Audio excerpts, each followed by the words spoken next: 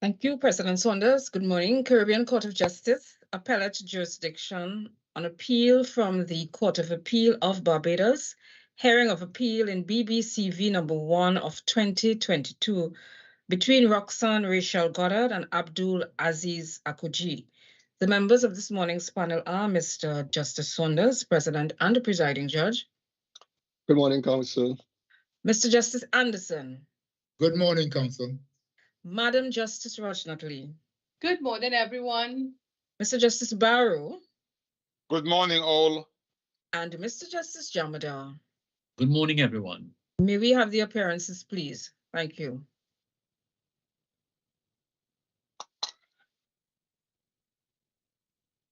You're on mute, Mr. Hanuman. Sorry, my apologies. Yeah, good morning, everybody. If it pleases the court, my name is Lalu Hanuman, and I appear for the appellant in this matter, and I believe the appellant might be somewhere on the online platform. She was supposed to be joining. I don't know if she's there or not. Thank you. Yes. Good morning, Mr. Hanuman. Good morning, sir. Yes, is there any appearance for the respondent? No? Okay, I gather that there are some amici. Are they here with us? Yes, good morning. Good morning. Anya Lord, sir, appearing on behalf of Operation Safe Space Movement for Change, Inc. and the International Center for Advocates Against Discrimination, Inc., referred to respectively as Operation Safe Space and ICAD. Yes, good morning, Ms. Lord. And good morning, Your Honors. If it pleases the court, my name is Leah Thompson, and I appear as amicus curiae on behalf of UN Women Multi-Country Office, Caribbean. Yes, good morning to you, Ms. Thompson. If The Attorney General's office may be represented, President? Yes. If it pleases this court, my name is Anika Jackson, Acting Solicitor General. On behalf of the second respondent, the Attorney General, in association with me is Mr. Jared Richards, and with the leave of the court, Ms. Fayan Best, State Counsel. Okay, good morning to you, Counsel, again. Okay, so as I understand it, no one is appearing for the respondent, we have for the first respondent, and we have Mr. Hanuman and OSS, UN Women, and the Attorney General's office. Now, we have all read your submissions. I know that at the case management conference, we had allotted a fairly considerable amount of time to each of you. Given that you are not being required to actually respond to and contend with specific legal arguments on behalf of the first respondent, we are going to truncate the amount of time that we had initially allotted to you. And we will ask you to make your submissions very succinctly, because we have your written submissions already, in no more than 10 minutes. But of course, there will be questions that we may wish to ask you, and that might expand the 10 minutes a little bit. So I hope you'll be guided by that. First of all, Mr. Hanuman, can we hear you? Yes, good morning again, everybody. As your lordship has pointed out, in effect, the Attorney General's office, who is the second respondent in this matter, they have conceded that the Court of Appeal was wrong in determining that there's a time limit to the term former spouse. And I'm grateful to my learned friend, Mr. Jarrad, for conceding that point. So, sir, in the circumstances, I don't believe there's much to be said. Sir, except that I would like this, whenever the court is going to make its final decision, that it be expedited, because with every passing day, obviously, victims of domestic violence, their lives have been put at risk because of this decision of the Court of Appeal from 2 years ago. And unfortunately, a lot of the matters aren't even reaching the magisterial level, because for whatever reason, the clerks of the magistrates' courts, based on the decision of the Court of Appeal in terms of there being some sort of time limit imposed, Mr. are Harman, turning people. let me ask. I want to understand this concept of a time limit. Is it that the notion is that if the appellant had brought the action, let's leave it a hypothetical situation. If a person in the appellant's position is threatened with violence or somehow apprehends violence, wants a protection order, is it that it was being said that the person must do so within a particular period of time after the cohabitation ceased?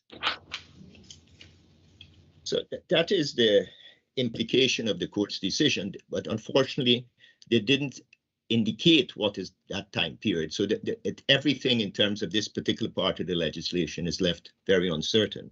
And in this particular case, the parties, in fact, were together as recently as a month before that allegation of domestic violence arose.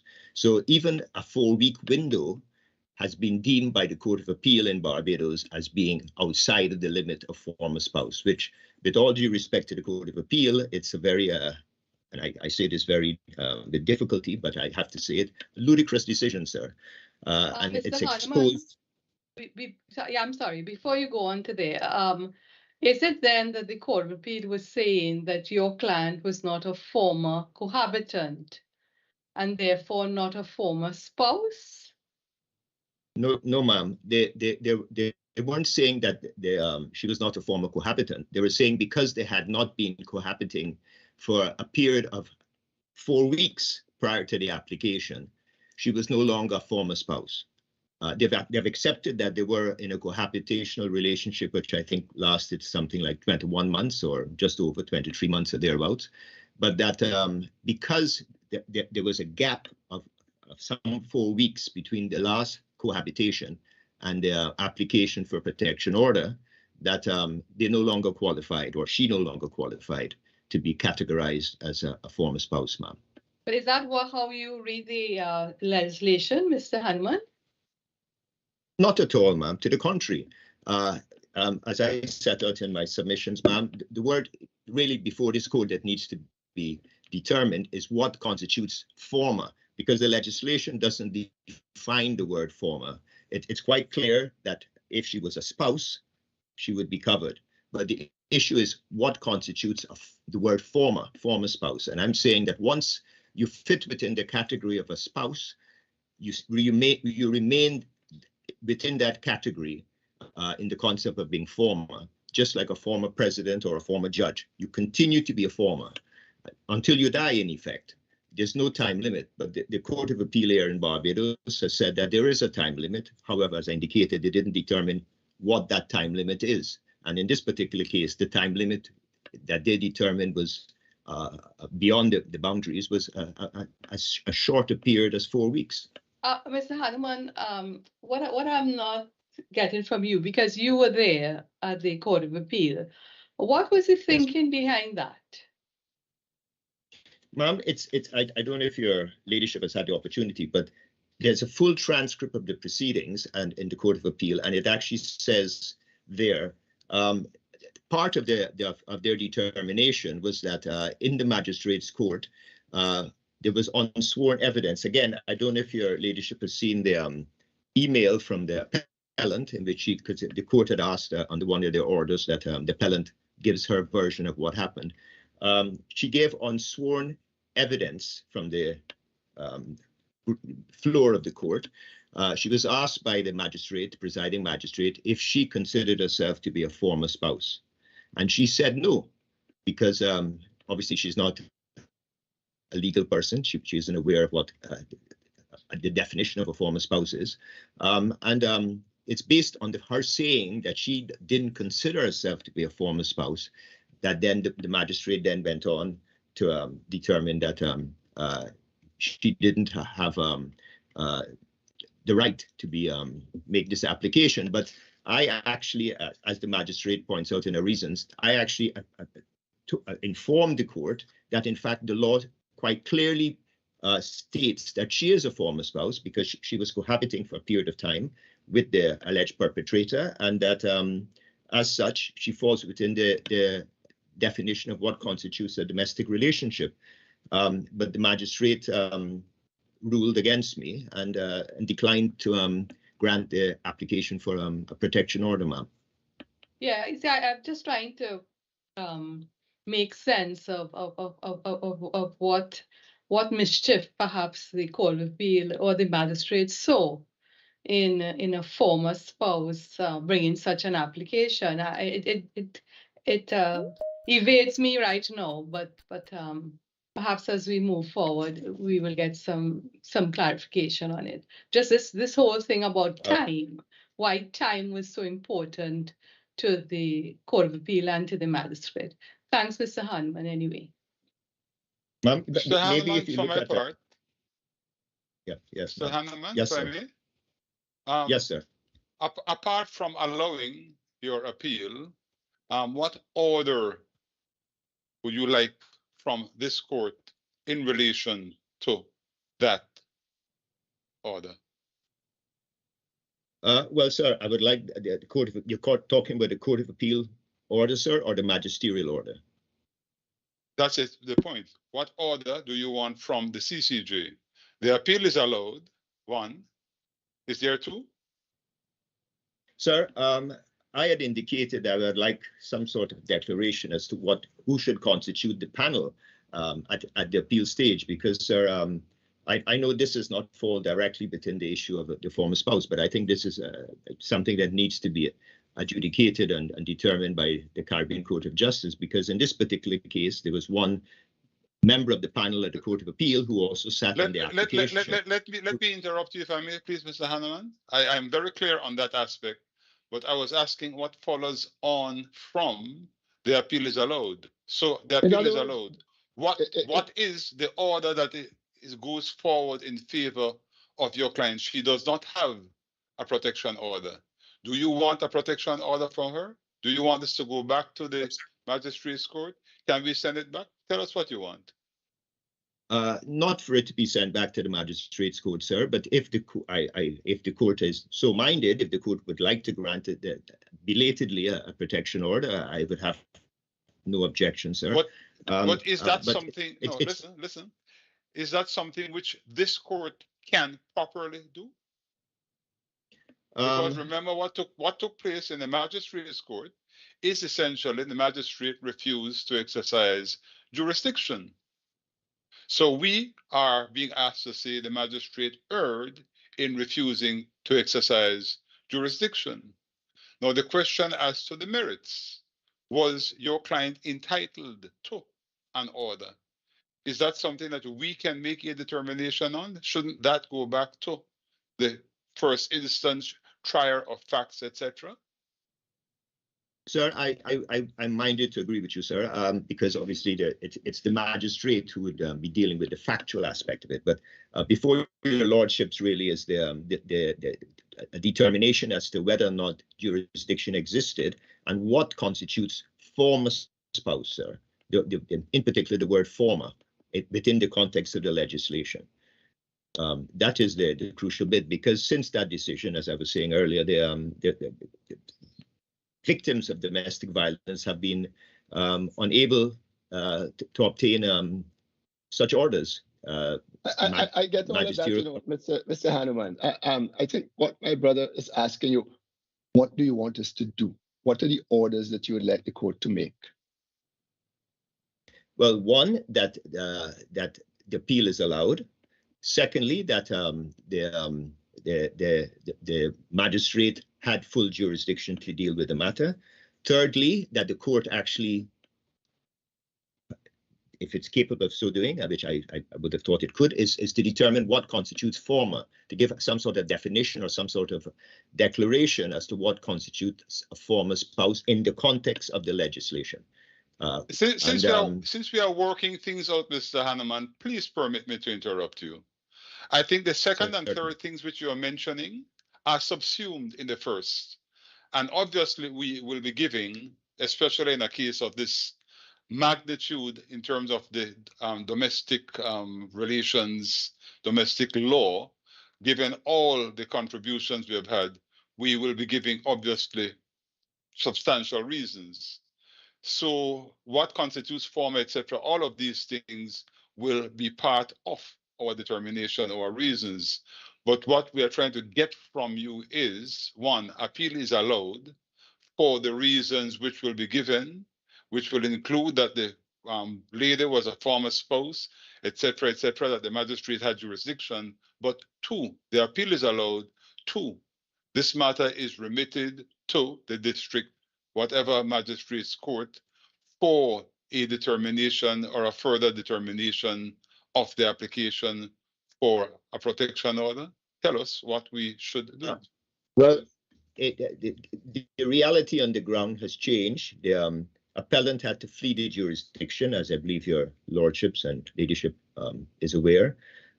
She had put this in her email correspondence.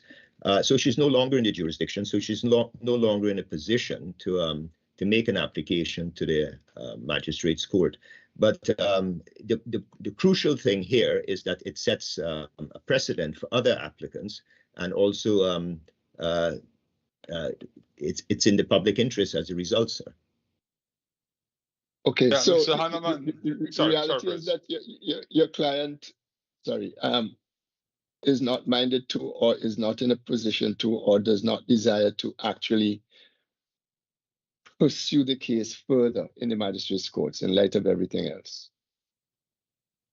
Well, not at this point in time, but obviously if your lordships and ladyship determine that in fact the Court of Appeal erred, that means that she could then at some point return to the jurisdiction and make her own application at that point in time. But at this point in time, she's had to flee the jurisdiction, so she's not in a position currently to be making any application in the lower court. Because and again, can... Mr. Hanneman, sorry, Maureen, go ahead. Yes, Mr. Hanneman, thank you, my brother. Mr. Hanneman, she can return at any time and make a fresh application before before the magistrate. Yes, thank you. In that same context, Mr. Hanneman, I am not sure what is the state of the evidence which was received from. In this case, I do not recall. The question that I'm asking is very simply, and it's a matter for you and your client. Can that application, which was part heard, can that proceed even in the absence of your client abroad, so that she can feel free to return to the jurisdiction, knowing that she may have, if the magistrate's granted, a protection order? Or are you content? Do you think it is a proper thing, the appropriate thing, in terms of the judicial process, for her to come anew with a fresh application?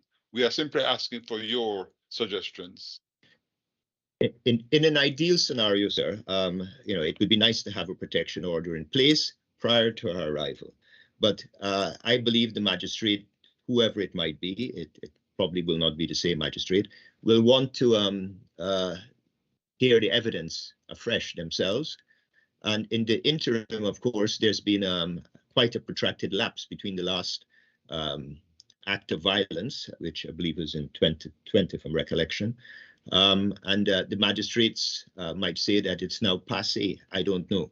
But in an ideal scenario, yes, if there could be a protection order in place, so when she lands at Grantley Adams Airport, she cannot be immediately accosted or whatever. So that in an ideal scenario, but from a practical point of view, I don't believe that the magistrates would grant such an order in her absence. I'm grateful for your assistance, Mr. Hanneman. I think that is very helpful. Thank you. Mr. Hanneman, I wanted to ask you a couple of questions which are slightly different from those you have been asked before. Essentially, as I understand it, your appeal is unopposed in the court this morning. So that I wanted to ask you a couple of questions which are sort of tangential to this, but perhaps are not as material as those that were asked earlier. In terms of the cohabitational relationship, Is there any particular time period that is put on it as to how long persons must be in a relationship before it counts as a cohabitational relationship? Under the legislation, no, sir. It just speaks about people cohabiting. And I mean, again, there are many omissions in the Act, one being what your lordship has indicated. Also, it doesn't cover former visiting relationships, which again is a huge gap.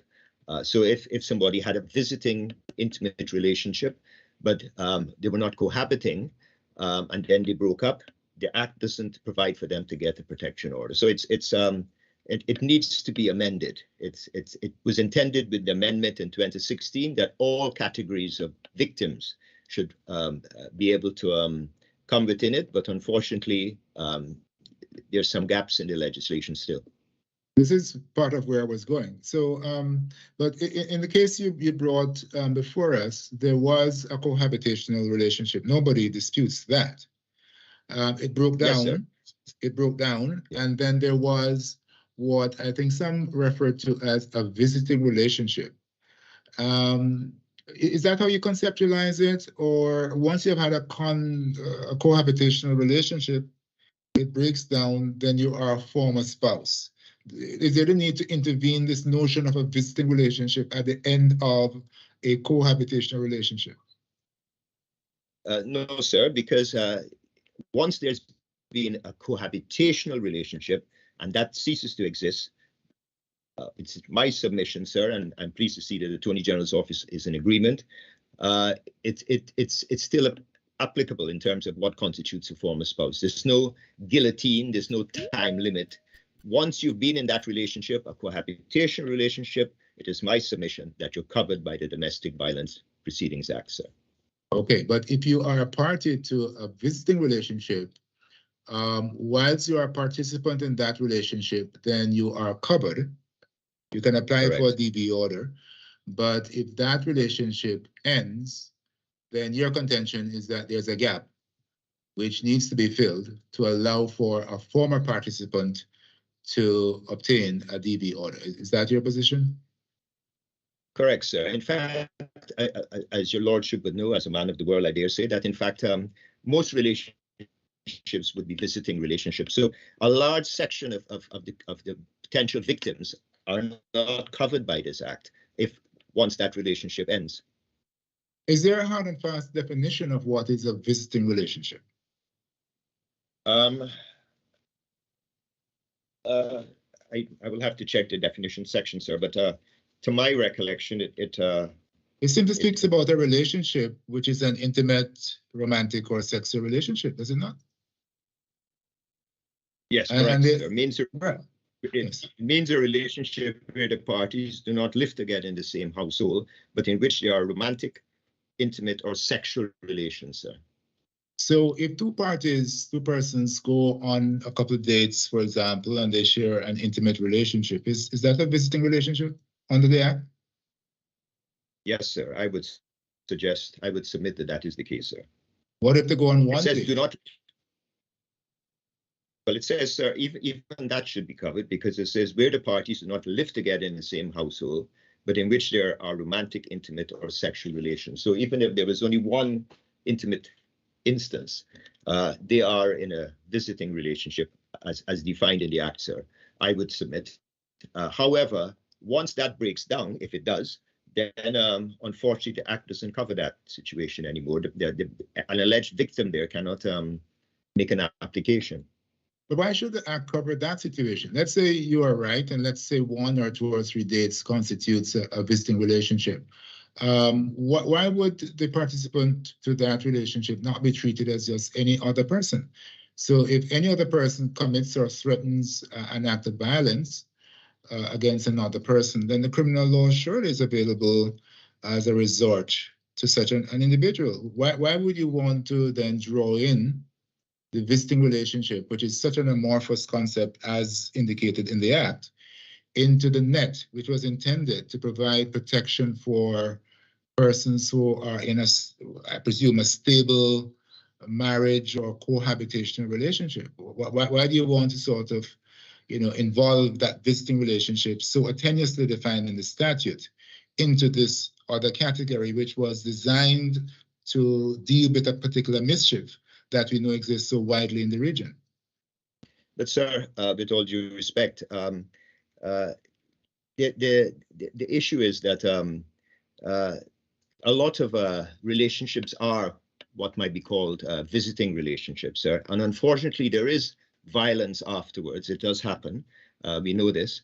And in terms of the criminal law protects everybody, right? That's a given. So anybody who is a victim of any assault can make an application. But under this act, it's easier to prove that there's a need for a protection order because, sir, the civil standard is used as the test, not the criminal standard. So you just need to prove on a balance of probabilities that there's a risk to the party. You don't have to prove beyond all reasonable doubt. Whereas with the criminal standard, as your lordship knows, you have to prove beyond all reasonable doubt. So if you allege assault, and with the charge of assault, there doesn't come an injunction, as it were, to say keep away from X or whatever. Whereas with this Domestic Violence Act, it says you have to keep away. We mustn't trouble the person or pursue them in any way or have any sort of a social media correspondence with them or anything.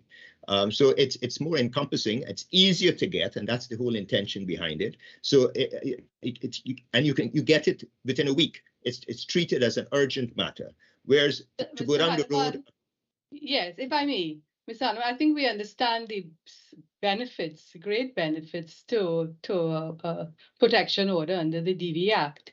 I think we're trying to interrogate why is it that a former party to a visiting relationship is not covered by the DV Amendment Act 2016, at least in your view, although Section 4.1 speaks to any person in a domestic relationship, and a domestic relationship in the definition section includes, domestic relationship includes visiting relationships. So is that where this whole idea of a time bar comes in?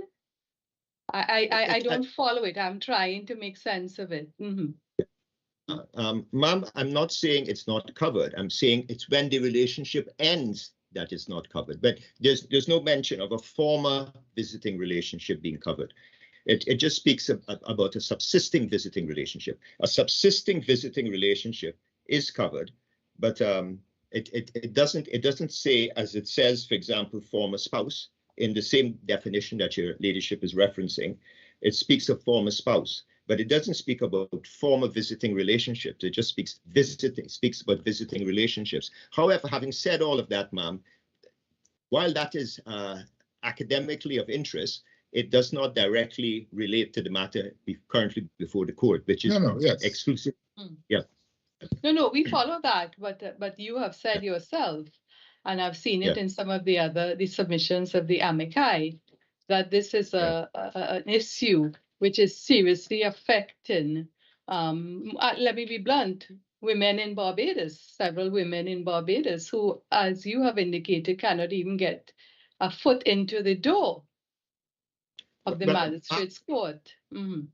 It's not just women, unfortunately. I've had cases where mothers have of course tried to get it against their sons or husbands or partners against their male partners. So it's victims in general, victims of domestic violence. So there ought to have been also in the definition section something saying former visiting relationships. That ought to have been put into the definition section there, but unfortunately it's not. But for that to work, though, Mr. Hanneman, would we need to have a more tightly drawn definition of the visiting relationship so that we excluded what you said earlier, 1 or 2 dates counting as a visiting relationship? Would it not make sense then if we had a definition which spoke to the nature of the relationship, which required or necessitated or made desirous that kind of protection, as distinct from 2 people going on a date or 2 dates and then being drawn into this regime. Would you not agree that the definition of the relationship probably needs attention? I'm fully in agreement with your lordship, but I'm saying that even if one went on one date, then you ought to be covered, because everybody who's a victim of domestic violence ought to be entitled to protection in terms of a protection order.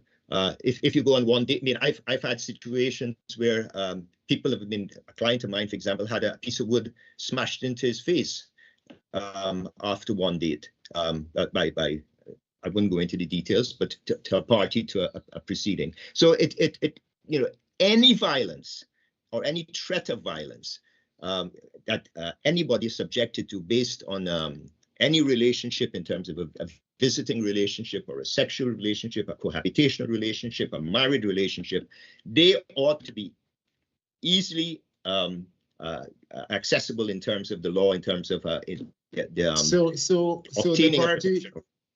party I'm thinking of then hasn't gone on a date, has not been fortunate or unfortunate enough to get the date, but has been admiring this other person from a distance, might have asked for a date and been turned down, and then committed the act of violence or threatened an act of violence. Are you saying that that person also ought to be drawn into the dragnet, ought to be in this regime?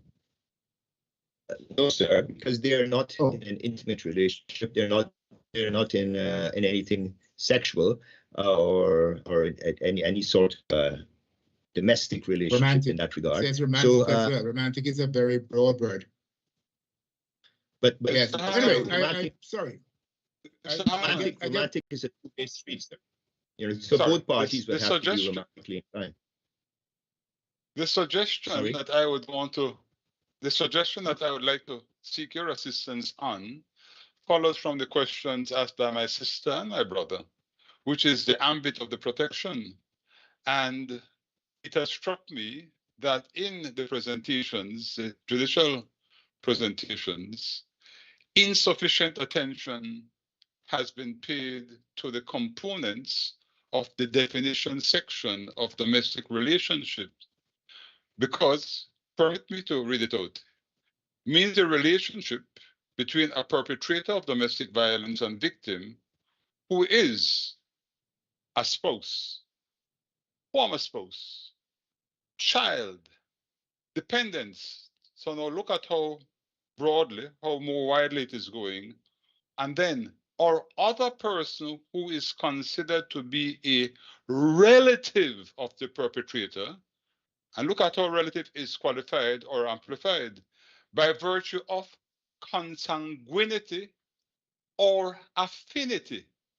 Consanguinity, we know, is blood, but affinity is a matter of empathy, it's a matter of liking, it is a matter of emotional connection, and includes cohabitational and visiting relationships. So the question is, does the affinity exist? And that is a question for the court. So whether you have gone on one date and out of that date, somebody smashes a piece of wood across the head of the other person, did that arise out of the affinity which was so recently formed, so tenuous, so incipient, but nonetheless, there is a relationship? So my suggestion is, or my inquiry is, whether the matter of affinity, whether the matter of a relationship based upon affinity, which includes cohabitational and visiting, is that not sufficient? Is that not wide enough to give the court the capacity to intervene and treat this matter as a domestic violence incident and give, therefore, a remedy in appropriate circumstances? No, the visiting relationship, as you say, would be not a former visiting relationship because it is a factor of affinity. The affinity is presumed in relation to former spouse or former cohabitee, former spouse. But in relation to a cohabitational or visiting relationship, it seems to be that once the once the court finds at the moment when the application is made that there was sufficient affinity, is that not sufficiently broad or ample to allow the court to exercise its DV jurisdiction? Thought for you. Sir, I would like to think the court would be minded to think like your lordship.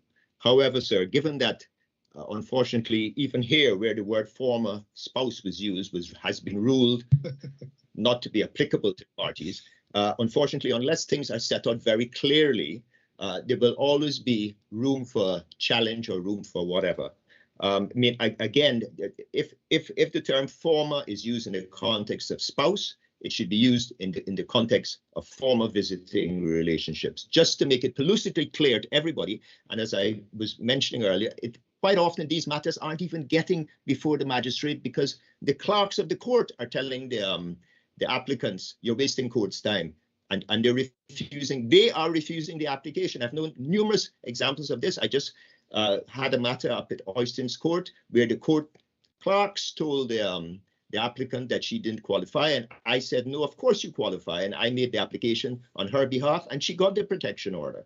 So, unless this is clear, unfortunately, there will be hurdles. And I think the whole purpose of this act is to make it easy. This is why it's the civil test as well, and not the criminal test being used, to make it easy for people to get protection orders. So everything should be pellucidly clear. So anybody perusing the legislation don't have to have the distinguished mind of a Caribbean Court of Justice jurist to determine whether the legislation is applicable or not. Anybody, a potential victim looking at a legislation can say, yes, I fall into it, not having to determine what the word affinity means. Mr. Hanman, can I just cut across you on that good note that our brother Justice Barrow has a pellucidly clear mind? We are happy to endorse that view. We too share the view that he has a pellucidly clear mind. Now tell me something. Domestic relationships. Did I hear you say that it covers all types of domestic relationships, including same-sex relationships?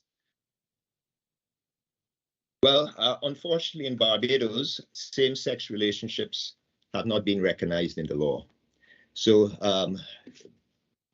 I presume that while I would like to think it does, given that same-sex relationships, we're going into a different ambit here to some extent, but same-sex relationships have not been recognized by the law as a legitimate relationship. I dare say that the determination would be that they don't fall within this. I would love to think they do, and morally they ought to, but unfortunately, I'm of the view that a lot of magistrates, whether for their own religious reasons or whatever. No. I'm asking you about the definition, not about what magistrates' reasons are. Under the definition of domestic relationship, it includes visiting relationships. Is it that all these types of relationships, dependent, relative by blood or affinity, is it that all of these relationships have to be heterosexual? Well, sir, unfortunately, as I said, because the same-sex relationships are not legal in Barbados, that the interpretation would be in the context of the law, and obviously somebody, a male person, a homosexual, claiming that he was in a visiting relationship with Mr. Y or whatever, would have a great difficulty, if not impossibility, to make himself fall within this act. But I'm fully in agreement with yourself that it ought to fall within the act. But the magistrates would say, and if the other side is represented by counsel, that you can't be supporting criminality, because unfortunately under the law it is buggery in Barbados is illegal. Okay, thank you. Can I take you down another road, please, Mr. Hanneman? Different from the one I inveigled you on traveling with me a moment ago. The notion of how we go about the interpretation of the legislation, which might be related actually to the discussion we had earlier. I think that you are of the view that the word former in the phrase former spouse, when interpreted literally, yields the result that you wish, that the client that you represent was in fact a former spouse in the cohabitational relationship. And frankly, it seems difficult to argue against that. Give me your responses to the interrogation which came your way in the Court of Appeal when you said, well, former spouse, is a spouse until death, or former president, former judge, etc. But later on, you then spoke about the purposive methods of interpreting the statute. And I was trying to understand the relationship between the literal approach to the interpretation of statute and the purposive approach. Now, and I will ask the same question of the representatives from the Attorney General's office. If the literal interpretation leads to a result that is not one that causes consternation, or one that causes outrage, or one that causes someone to say, oh no, this could not be. What do we need to go to the purposive interpretation? And if we need to go to the purposive interpretation, why are we going there? Is it simply to reaffirm what the literal interpretation meant? Because if you do that, you run the risk that in some cases, not in this one, of course, but in other cases, you might find that what you call the purposive interpretation runs counter to the literal interpretation. So in a case like this, where you have said, and I think quite convincingly, that former spouse includes clearly your client that was a spouse to the cohabitational relationship. I'm just wondering why and what weight you put to going to the other means of interpretation, which is, I think you called it, the purposive means of interpretation. Sir, I'm of the view that a literal meaning quite clearly is in my favor. But I put in the alternative, sir, that if there's any confusion or lack of agreement on that, then a purposive approach would also support my position, sir, because the Act quite clearly says, in terms of the reasons set out by Parliament, to maximize the safety and protection of victims and ensure that perpetrators of domestic violence are held accountable and for related matters. Having said that, I fully endorse what His Lordship, Mr. Jamadar, had said and the questions he asked. And it would be wonderful if this court can actually say something about same-sex unions, but I don't know whether that would fall. No, I wasn't asking you with respect. I wasn't asking you anything about that, because I don't see anything about that in the documents before this court, and I am not interested in investigating that point.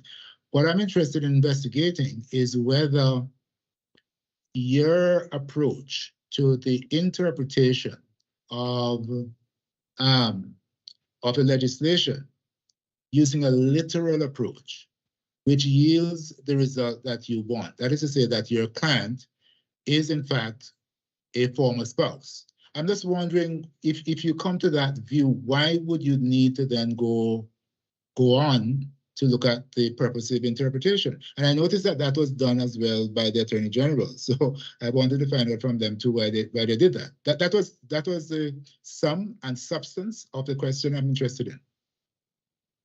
Yes, sir. I'm in full agreement with you. I'm happy to stop at the literal interpretation, but as I said, I put it in the alternative. If there was still some dispute or uncertainty based on the literal interpretation, then we could move to as a secondary position, the purposive interpretation. But I'm not saying that they both need to be looked at in parallel. I'm saying that as an alternative, if there's some issue with the literal, then we can look to the purposive. But the literal, to me, is the end of the story. There's no need for the purposive, sir. Okay, thank you. In this particular case, I don't know that the legislation has definitively defined who or what is a spouse. I'm looking at the interpretation section, and you see, for example, court means the magistrate's court. Now, literally, you know, the magistrate, a court means the magistrate's court. Protection order means an order made under Section 3. A protection order can't be an order made under Section 15 or 17 or 20 or 34. It means an order made under Section 3. Spouse is defined differently. Spouse doesn't say a spouse means A, B, or C. It says spouse includes a party to a relationship, etc., etc. So clearly, the legislators are signaling that spouse could include other things. It doesn't say spouse means a particular state of affairs or anything of the sort. It says it includes. So it gives room to the interpreter, to the court, at any particular given point in time, depending on history, depending on the structure of the legislation, depending on the purpose of the legislation, to say what else spouse includes. And there's a good reason why the term spouse is defined in that fashion. Because you have all of these different kinds of relationships. And in all of them, there is likely to be a need for a party to seek the protections that are afforded under this act. So I just wanted to contribute that. Mr. Hanneman, it's time for you to wrap up. What are the last things you want to say to us? Sir, I just in response to what your lordship just said, the definition that your lordship is relying on is really, I believe, from the 1993 Act. But that act was amended in 2016, and the definition section in the 2016 amendment says something different. It says spouse, and it means a party to a marriage or cohabitation relationship. It has dropped the word includes. Okay. It says spouse is a party to a marriage or cohabitation relationship. Had it left it as it was, it would have been obviously more advantageous in terms of affording protection. But unfortunately, the 2016 amendment has removed the word includes, and this. I see. My apologies. And what does it say about cohabitational relationship? It says that I'm just looking for a cohabitational relationship means a relationship where parties who are not legally married are living together in the same household as husband and wife. I see. Okay. All right. Are there any other things that you wish to say to us in 2 minutes? Sir, I don't believe so. I believe that your lordships are seized with all the relevant information. And I like the point that Mr. Justice Jamadar had raised, and it may be a point that your lordships might consider looking at as well. Unless I can be of any further assistance, sir. Yes, well, thank you very much. Ms. Lord, what are the highlights of your written submissions that you wish to impress upon us? Yes. Good morning, my lord. So, sir, first, we are of the view, I wish to reiterate that we are of the view that the courts below did fall into error in not holding that the applicant was a former spouse or qualified under the Act for a protection order. Our position is that the term former spouse should be afforded its plain and ordinary meaning, a literal interpretation. That would allow for the broadest category of persons to be afforded protection under the legislation, which in our view is in keeping with the spirit and intention of the legislation. Ms. Lord, for some reason, we are not able to see you. Was that intentional? Ma'am, my camera is on. I'm not sure. Let me try again. If it is a problem, we are hearing you, but My camera is on. Is this better? No, we're still not seeing you.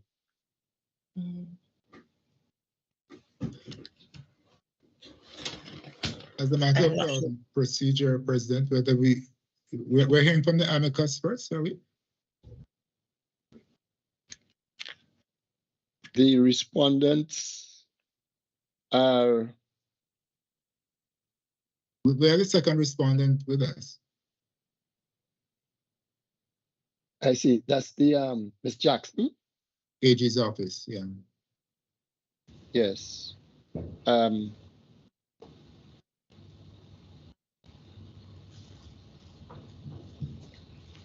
Yes, well, Ms. Lord gets her camera together. Maybe you could hear from Ms. Jackson there. Thank you, Your Honors. From the outset, I believe it is very important to state that while the Attorney General has been added to these proceedings as a respondent, we must stress that our role is not to defend the findings of the magistrate or the Court of Appeal, but rather to assist this court in gaining a full appreciation of the mischief which Parliament sought to address in introducing the amendments to the Domestic Violence Protection Orders Act. We need to make that clear because we're hearing all about these concessions. The Attorney General is, I must say, also grateful to this court for being given the opportunity to assist this court in achieving the objectives of the Act as amended and in the proper interpretation to be given to same. We rely on our written submissions filed in this matter. However, we wish to briefly summarize the following points. Just in light of how some of the questions have come, especially in relation to the time limit, and I believe Mr. Justice Saunders' question was really in relation to whether the time limit is in relation to bringing the application within a specific time after the relationship has ended. We dare to say that it applies to that, yes, as well as to the time within which the parties were actually in a relationship. And to that, we're stating that there is no time limit stated. Whether we're looking at it from either one of those angles, there's no time limit stated. The definition of former spouse is, as I just said, deliberately not time limited. And this is in the interest of securing the safety of persons falling within the expanded definition.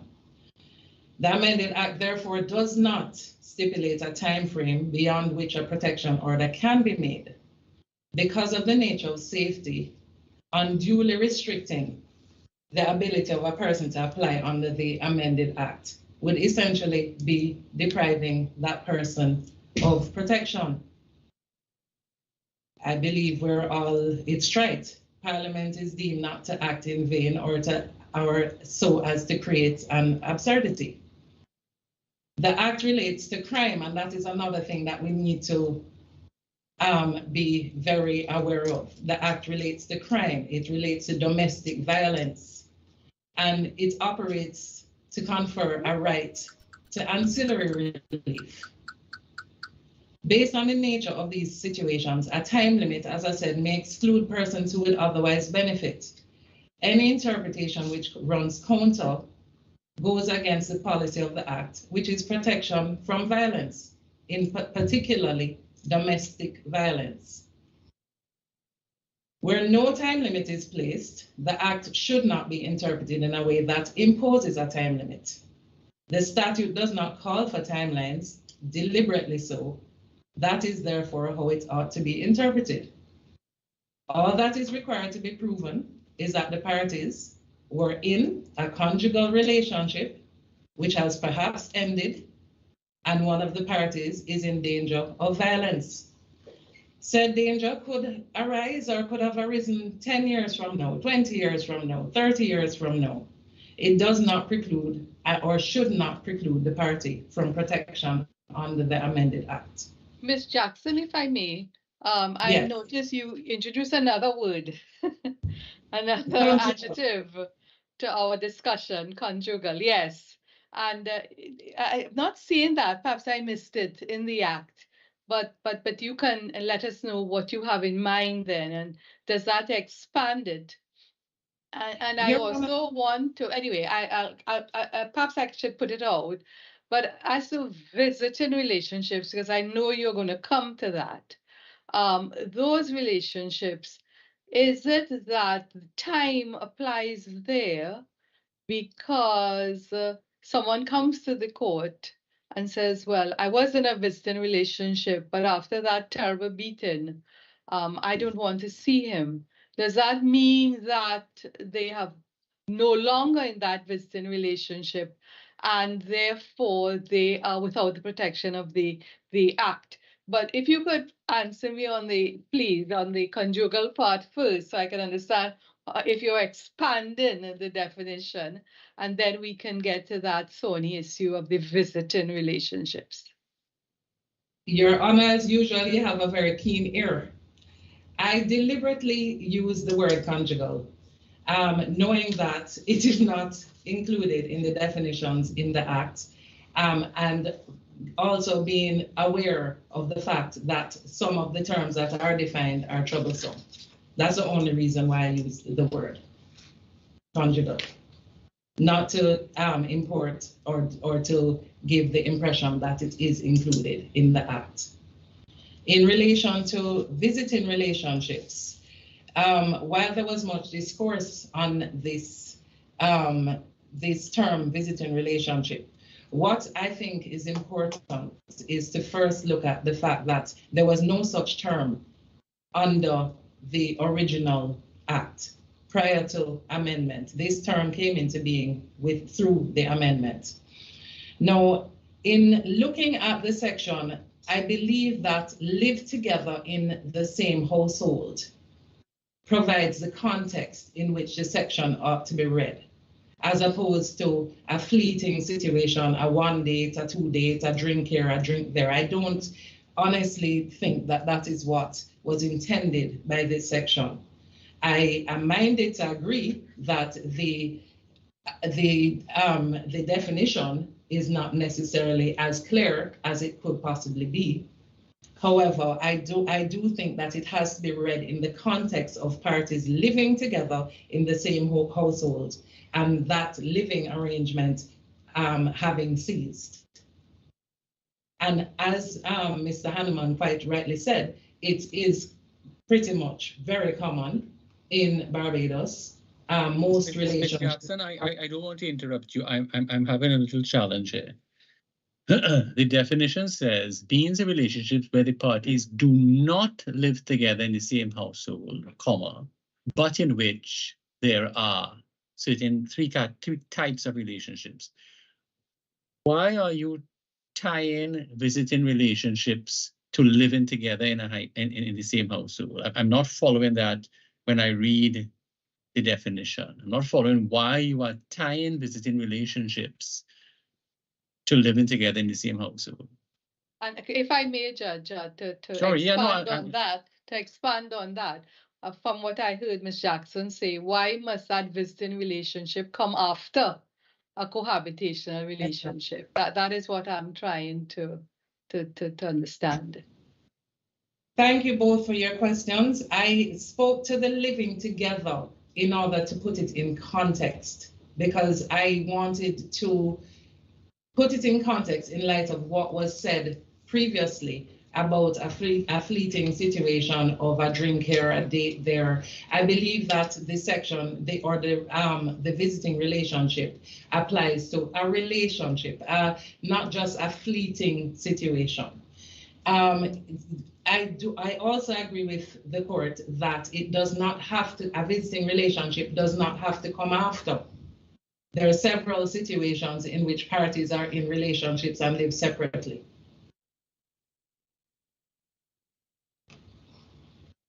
I'm not sure if you need to hear me further on the visiting relationship point.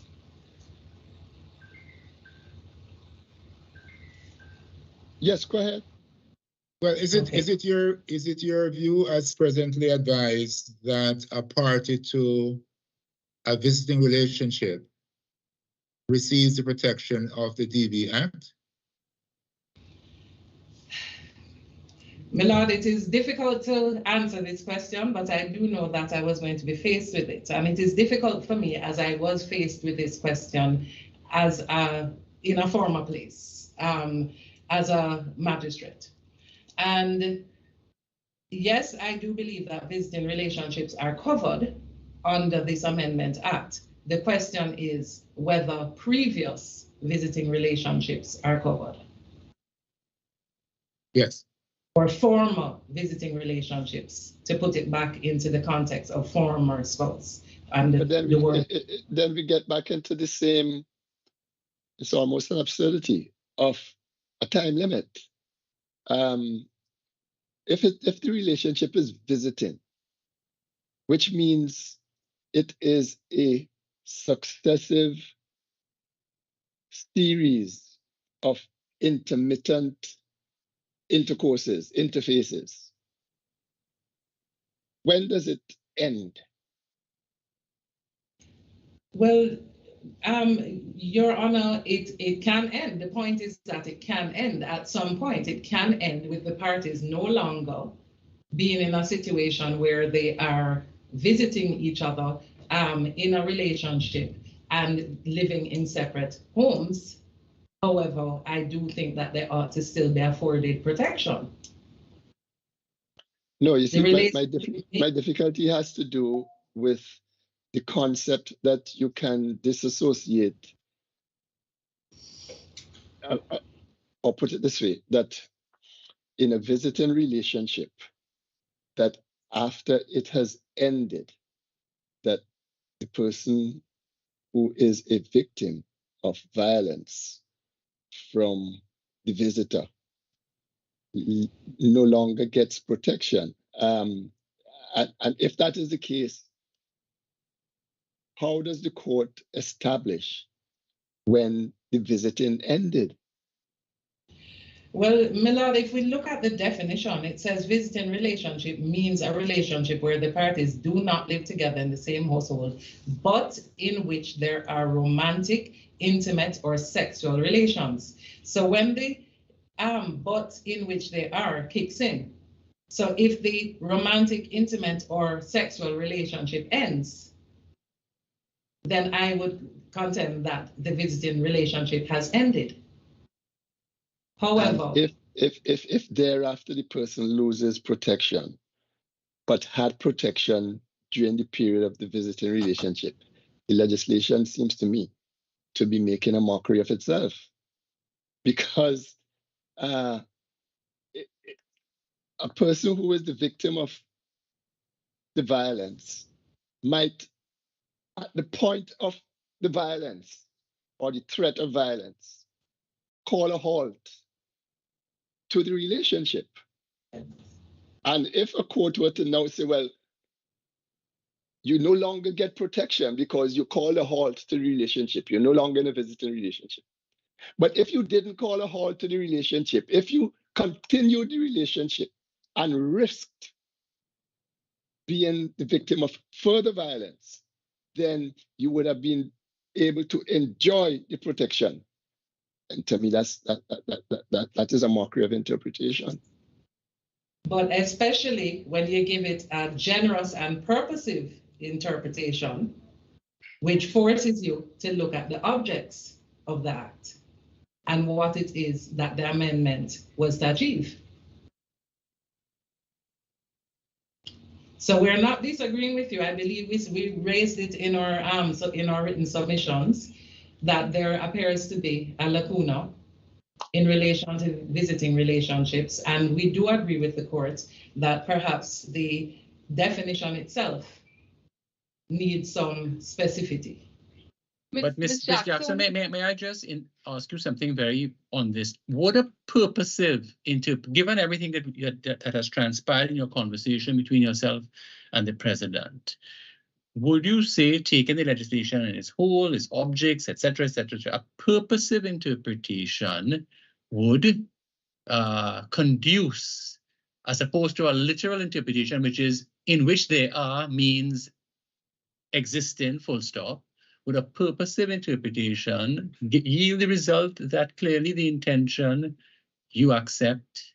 Well, that's what the legislature intended. Would you say so?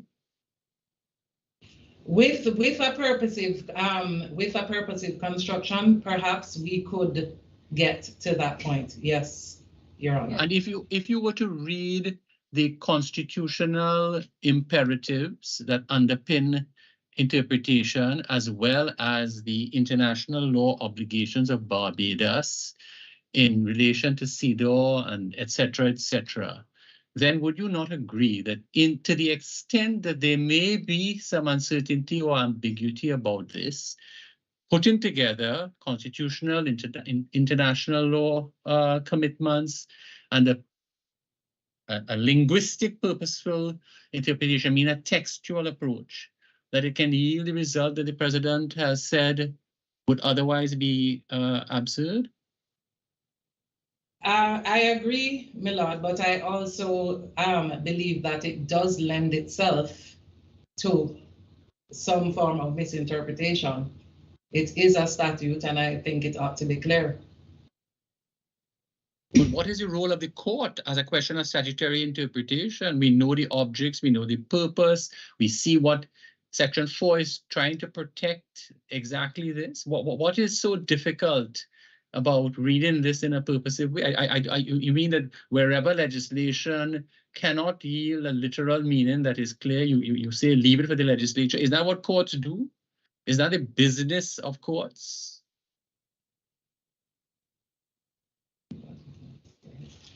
No, what would you say? My only response is that we are, well, I just want to be clear that we are agreed that a literal interpretation brings you to the correct result or the correct idea, which is what we're looking at, which is whether there is a time limit. The purposive approach, are we frozen? As everybody, are we being heard? Yes. Yes, yes. Okay. The purposive approach was used by us for more than one reason, and our argument is that if the literal meaning is clear, we can still look at the purpose to buttress or to affirm that meaning. We also looked at it in order to highlight the differences in the treatment of the definition of spouse in different pieces of legislation, such as the Succession Act and the Family Law Act. Because, as you will know, under the two latter pieces of legislation that I just referred to, there is a time limit. Now, we have preferred that there's a reason for the time limit, and that is because it relates to inheritancy, it relates to property rights. The Domestic Violence Protection Order Act, as amended, serves the purpose to protect a wide category of persons. That is the object, that is what it is intended to do. And that is the reason why, as I have said, it is not time limited, because by time limiting it, you could very well exclude some of those persons or many of those persons that the act was amended in order to protect. Ms. Jackson, I think we follow you clearly on that point, but to me, if we may say so respectfully, the more interesting point has to do with the question of the visiting relationship and the implications of it. Now, you will see from the discourse we've had this morning that Mr. Hanneman is of the view that one date or two dates, a couple of drinks, romantic relationship could in fact, under the definition as prescribed in the Act, count as a visiting relationship. You seem to be at the other spectrum suggesting that well, if not something conjugal, but something close to it, is required with some degree of permanence. Now, that definition has implications for example, how long after the relationship has ended. I agree with you that it might require proof, but we can show when something has ended.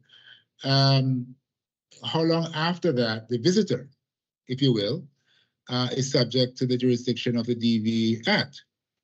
Now, are those the kinds of things which you think are within the province of the legislature, so that the Parliament of Barbados can define clearly what it considers to be a visiting relationship, and therefore we can say, well, if you are a party or a former party to a visiting relationship, you fall under the scope?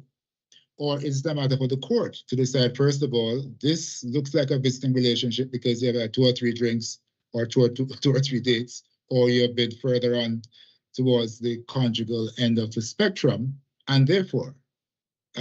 So I am really curious about this, you see, and this is why I was asking initial about the literal versus purposive interpretation. The issue that we are concerned with this morning is really one that nobody disagrees on, that the appellant's client is in fact a former spouse. There's no problem with that.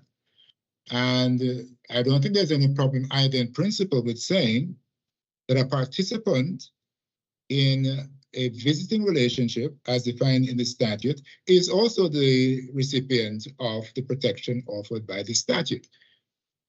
But to the extent that we get involved in the issue, which is not before us, of a former participant in a visiting relationship, I'm just wondering whether the Office of the Attorney General would wish an input on this question, or whether it is, in your view, in the view of the Attorney General, to be left to the court to decide, because we have to decide, first of all, what constitutes a visiting relationship. And then we then have to decide, of course, whether a former participant is included in the DV Act.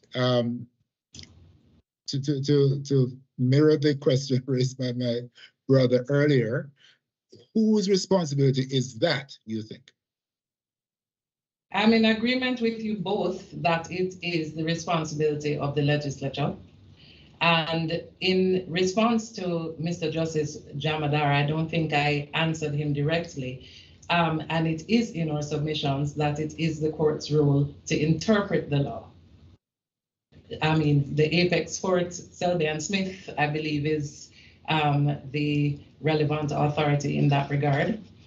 So yes, I agree that perhaps there is some legislative intervention that is needed in order to tighten these definitions and to bring a bit more clarity to the Act and to ensure that we are achieving the objectives or the objects of the Act. Ms. Jackson. Thank you. Yeah, you had mentioned, I believe it is you, the Attorney General, in your submissions, you mentioned Pepper and Hart and Hansard and so on. Did I miss it? Did you put the Hansard in for the court to see? With respect to the amendment of 2016? We did not submit the Hansard. I believe that Ms. Lord did she? I'm not sure if she put it in. I believe she referred to it, but I'm not sure if she actually, if it actually formed a part of the her pleadings. I guess she will correct me if I'm wrong. But in relation to that, I wanted to say that we must state that we regret that due to the passage of time. I mean, this act was amended in 2016. That's some 7 years ago.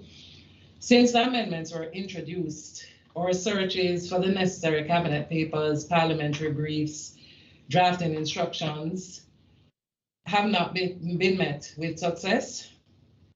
No, I mean, this is, of course, with the court's leave, if the court is minded to give us an additional 2 weeks to see if what can be unearthed, we would be grateful. Failing that, we will have no alternative but to rely on our oral and written submissions. But we have started the process. Even before we would have filed our written submissions in trying to get all of the necessary background information, not only the Hansard, because we figured that the Hansard would have been easy for any of the other parties to get, but documents that we would have been privy to, or that the Attorney General would have been privy to, especially the file, the relevant file. So just for clarification, the Hansard is available then? We can make it available if Ms. Laura does not have it available, but I believe she has already made it available. Yes, ma'am, I apologize. If I may just interject and confirm, yes, I did make it available. Just could you just direct us to the page of the record, Miss Lord, as you're on it? Ma'am, I will do that while you finish. Okay. Yes, when it comes to you. Thank you very much.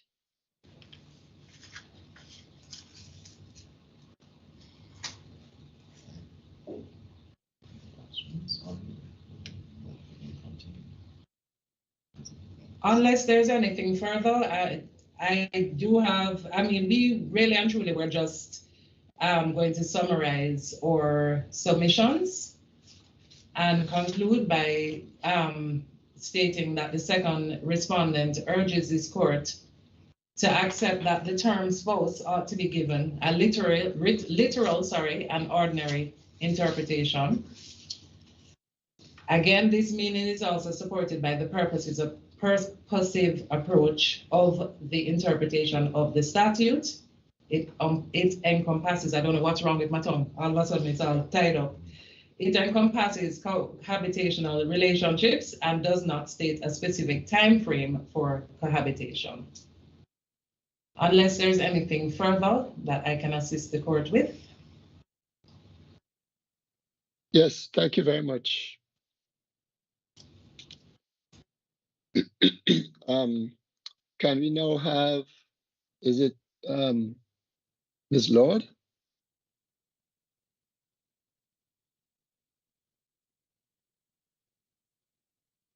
Yes, my lord.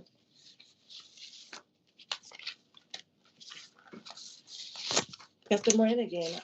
I believe I would have started by saying that we agree that the courts below did fall in error in not determining that the applicant was a former spouse. We are also of the view that the term former spouse should be afforded its ordinary and plain interpretation. That would allow the widest category of persons to receive protection under the Act, and in our view is in keeping with the purpose and intention of the legislation. We also would have indicated to the court a similar position on the term visiting relationship, and the fact that we too are of the view that a former visiting relationship should be afforded protection under the Act. And I believe we went as far as to say in our submissions that we think it is open to the court to make such a declaration in its decision. Given where the term visiting relationship falls in the legislation, that is in Section 2, in the definition of domestic relationship, along with other terms that lend to either persons who are currently or formerly or were formerly connected to a perpetrator to be given protection. And also because without it, it leaves that provision in a position where it is discriminatory. It will be applied in a way or interpreted in a way that is discriminatory and not equally protecting all persons who may be victims of domestic violence. Since you take that position, Ms. Lord, can I ask you how you then define visiting relationships? Well, so I think visiting relationship is clearly defined in the legislation. And I am of the view, I will add, given what I've heard in the discussion just now, I am of the view that it does not matter how many interactions you've had with the individual. Okay, so in this case then, hypothetical case, yes, there have been 2 interactions. with the individual over a space of, let us say, a week. Yes, sir. Are you saying that 50 years later, the visitor, visitor is the wrong word, isn't it? The participant in that visiting relationship still comes under the purview of the DV Act. Of course, we know that he or she is under the purview of the criminal law. And if you threaten somebody or cause violence, then clearly you're committing a crime. You can be warned by the police, you can be warned by the magistrate, you can be hauled off to prison and so on.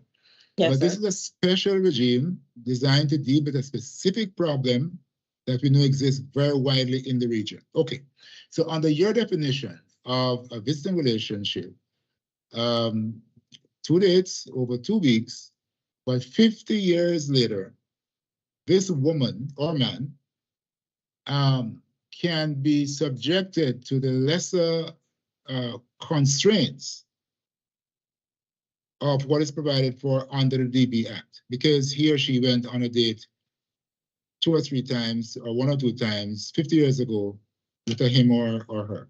Is that what you're saying? Yes, sir. Because, sir, whether it is 5 years later or 50 years later or even 5 days later, what the focus has to be is on the conduct of the perpetrator. That is what the focus has to be on. And Ms. Lord, Lord, let me interrupt you, please. I had drawn attention a bit earlier to this definition of domestic relationship. Yes, sir.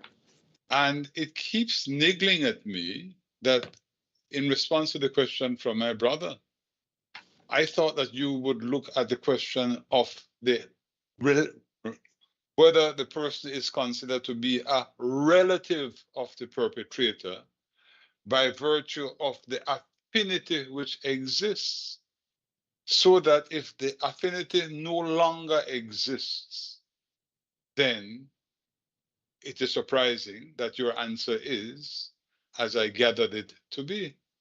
No, the thing about a former spouse is that a former spouse is always, as the submissions have gone, a former spouse. And the former spouse in the definition section is given a status, given a right to make an application, which comes before that given to somebody who was in a cohabitational and visiting relationship. They are the ones who need the affinity to exist. So somebody who was in a visiting relationship 5 years ago, we don't even have to go as far as the 50 years my brother asked, or even 5 months ago. The question is that person a relative of the perpetrator? Is this something which arises out of the affinity, the relationship or affinity between the persons? And I am curious as to whether you see any merit or any traction in that aspect, but it's just a thought. Yes, sir, and I understand, and this is where the confusion often comes, but the bottom line is that the definition recognizes that there are different types of relationships. The connection can be quite different, and where the focus has to be on is the pattern of conduct that you see coming from the perpetrator. So that, for example, I would accept that if once in 50 years, some person just turns up and perpetuates an act of violence, that one may question whether Cap 130A would apply. However, if you, as an adjudicator of the facts, look at the perpetrator's conduct and can see that from a pattern of behavior, and not necessarily only violence, because we must remember that we are focusing on violence because it is the easiest thing to focus on. But the act does speak to things like harassment, it does speak to things like stalking. And unfortunately, women will tell you in their experience, you go to the police to complain about those things, and they will tell you what the most we could do is warn him. There's nothing further there are no further steps they can take. Well, in a case like this, you see that pattern of conduct cumulatively, you can say, yes, I think you deserve a protection order. And if this person continues to harass you, if this person continues to stalk, then there are further steps that we can take that may not have been affordable if we had put the criminal system into motion. So I find, sir, that what has happened in the Court of Appeal and what in some ways we have been doing here is putting a little too much focus on the victim's status. Yes, we know that based on the definition section, there are certain things that have to be fulfilled. But once we get there, what we need to focus on is the perpetrator's conduct and whether from the pattern of behavior we are seeing, can we say that this individual should be afforded protection? Because I find it absurd, for lack of a better word, where you have a woman who is married, has not lived with her husband for, say, 5-10 years, but he has demonstrated that he has a propensity towards any of the acts of violence or abuse listed under the legislation. And she can, after 10 years, go to the court and automatically receive her protection order because she has a piece of paper saying that she's married. But then you have a woman who spent 2 days with a man or who was never married, but is experiencing the same type of behavior and cannot have the same redress. It doesn't make any sense. Miss Loa, thank you so much for what you've just addressed us on. I am very much interested in what you said a short while ago, that probably both the Court of Appeal, the magistrate, and certainly from what you heard us discuss today, you say we're focusing too much on the status of the victim. We should focus on the perpetrator's conduct. I understand what you're saying. What does the Domestic Violence Act, however, what does that do? Does that more or less fit in with how you see a domestic violence legislation should be crafted to focus on the perpetrator's conduct and not the victim's status? Yes, ma'am, I do. I think that it, as is happening here, just comes down to the difference of interpretation, and probably culturally, we are predisposed to a certain way of thinking, so we would apply those norms to the legislation. But the provision itself that lists what constitutes domestic violence is quite expansive. It is just, as we even see here before us, we have a tendency to focus primarily on the physical violence, and unfortunately, that's what the claimant faced. But it is quite an expansive provision. And I will also say that when you look at domestic relationship, I think that what happens for many of us is because when we look at the word domestic and we look at the word relationship, we automatically think that there should be some kind of living arrangement or dependency of some kind, as opposed to just recognizing that for the purpose of this legislation, this is just what one person is in relation to the other. This is just your status. Once we see that this is the status that you had, then we can go further to determine whether or not you are exposed to harm or potential harm, physical or otherwise, and whether protection should be afforded. Yes, Mm-hmm. Go ahead, please. No, I defer, please. Yeah, thank you. I just wondered, Ms. Lord, I read your submissions. Just remind us, did you in those submissions give us the social context, some data and so on visiting relationships in Barbados that may be helpful to us? Yes, my lady, I did. Just direct us to those again for the record. Yes, my lady, we did conduct a survey among clients of Operation Safe Space. It was specifically for the purpose of these proceedings. And at paragraph 2 of our survey, of our submissions, sorry. And this what page is it? Page 134 of 145 of the filing number for the court. Mm-hmm. We would have indicated that 21 persons took the survey, and that collectively most respondents reported that they were in a visiting relationship and cohabitational relationship as opposed to a marriage, right? So we had 33% of women, 33.3% of women saying that they were in a cohabitational relationship, and in a visiting relationship, and 28.6% saying they were in a cohabitational relationship. And sorry, those percentages again, please. So we noted that 33.3% of the participants indicated they were in a visiting relationship, and 28.6% indicated they were in a cohabitational relationship. So that... I know how we started these proceedings, which is that we don't ask legal questions of lay people. So when you asked about visiting relationship, did you define what you had in mind? Yes, my lord. And what was that? So my lord, I would have put it in layman terms, but I would have told them that they were just seeing their partner, not living together, and that they would have been intimate with their partner. Right. So, sorry, my lord. So seeing their partner. So the word partner also imports certain connotations, obviously. Yes, it does.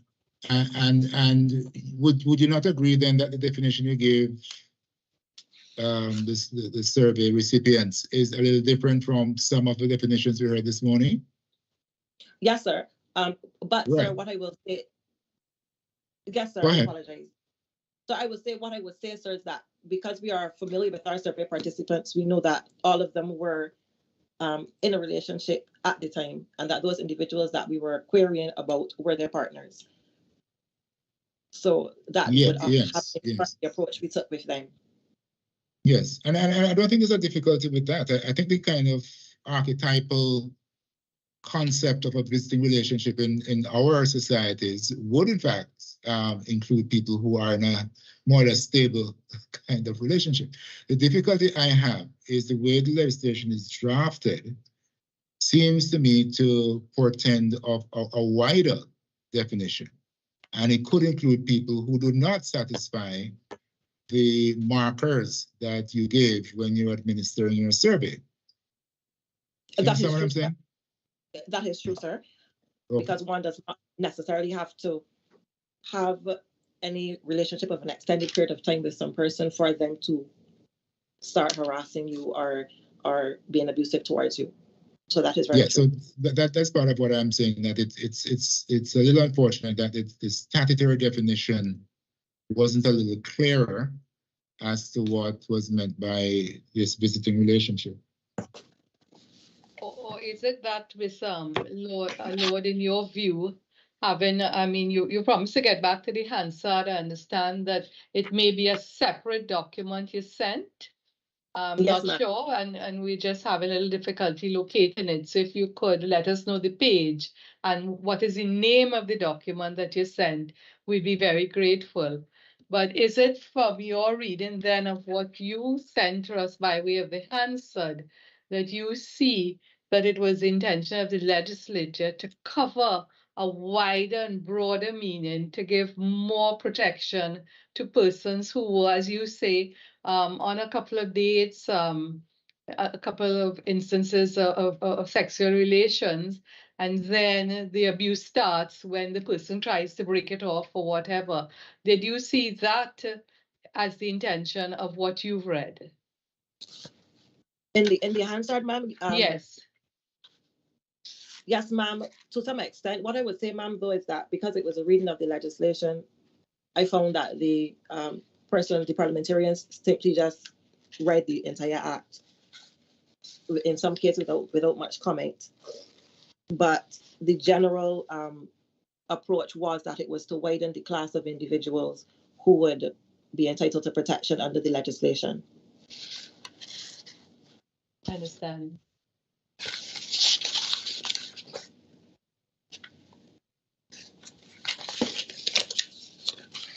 You mentioned a word, sorry, I hope I'm not breaking into your thought pattern, but you mentioned the word stalking earlier.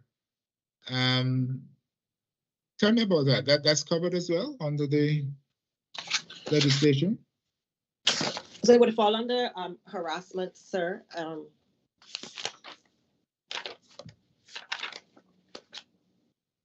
This is one of the offenses or one of the things that the visitor or the party to one of these relationships could commit, yes? Yes, sir. So, Stalking? yes, sir. So if you look at harassment and what it includes, sir, I use the term stalking, but more specifically, you would see, for example, B. right, persistently following the victim from place to place. Right. You may also Now, if the person who is doing, to use your word, which I think is a good one, stalking, had not been on a date, had not had any romantic connection with the victim, how would that be treated in the law? But so what does romantic connection mean?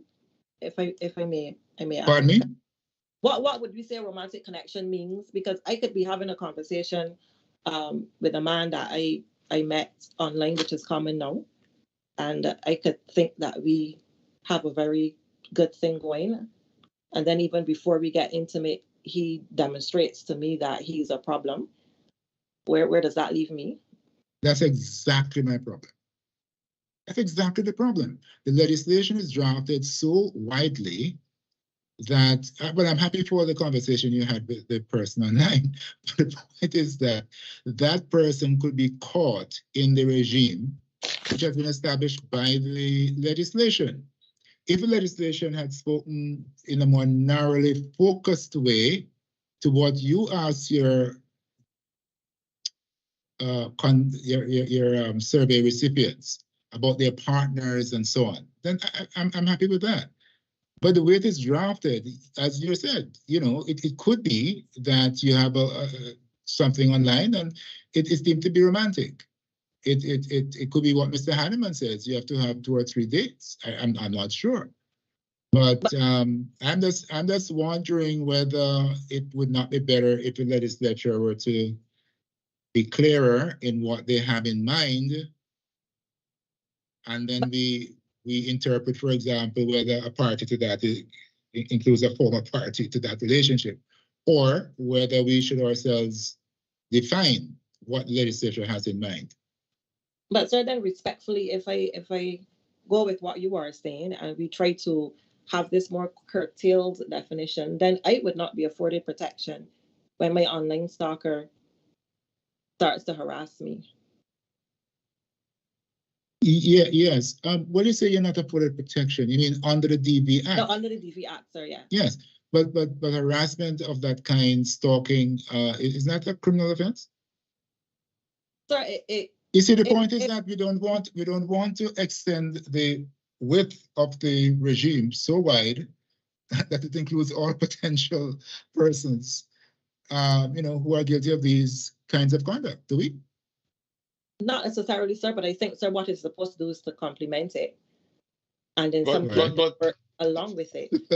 But Ms. Lord, why do you say not necessarily? Why? Why is it no? Listen. Why is it not the case that what the legislature was looking at was we will give the broadest protection to any person who deserves it by virtue of having gotten into a relationship with somebody which has the attributes of a romantic, emotional connection where there is a relationship. Again, I come back to the domestic relationship definition. So a person who is a relative of the perpetrator by virtue of consanguinity or affinity. Affinity, as I have been confirming for myself in the dictionary, is a matter of empathy, a matter of liking.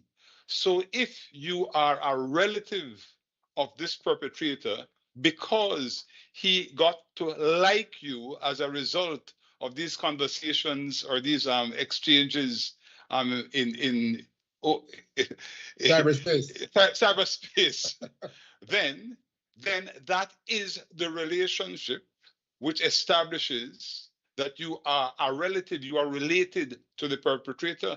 It is only in consequence of that relationship that you have now become the victim, the subject of the stalking. So why should the legislation not protect you in those circumstances? Just a thought. Well, sir, I do hope that someday I'm able to express myself as eloquently as you have, because that is exactly what I was trying to tell your brother Justice Anderson, that that broad interpretation is necessary specifically for those circumstances. Ms. Lord, can I ask you something? Yes, I sir. understand you to be saying that in the modern era, in this, the reality of the times in which we live, cyber stalking, cyber harassment, online dating are mainstream features for many, many persons. And that this act is drafted in a way that can allow protection, possible approach to the courts for protection in those contexts. Is that what you're saying? Yes, my lord. Yeah. Do you think that is within or without the intention and objectives and purpose of this legislation? I believe it is within the objectives, Yeah. intentions, and purpose of the legislation. Yeah, but thank you. But the harassment specifically speaks to email, fax, post, telephone, Correct. or text messages as well. Correct. Yes, so it does contemplate that. Mm-hmm. My lady, if I may, just to answer the court's question with respect to the Hansard, I could refer the court to footnote 14 of my submissions. I did send a copy of the Hansard to the court a few days ago.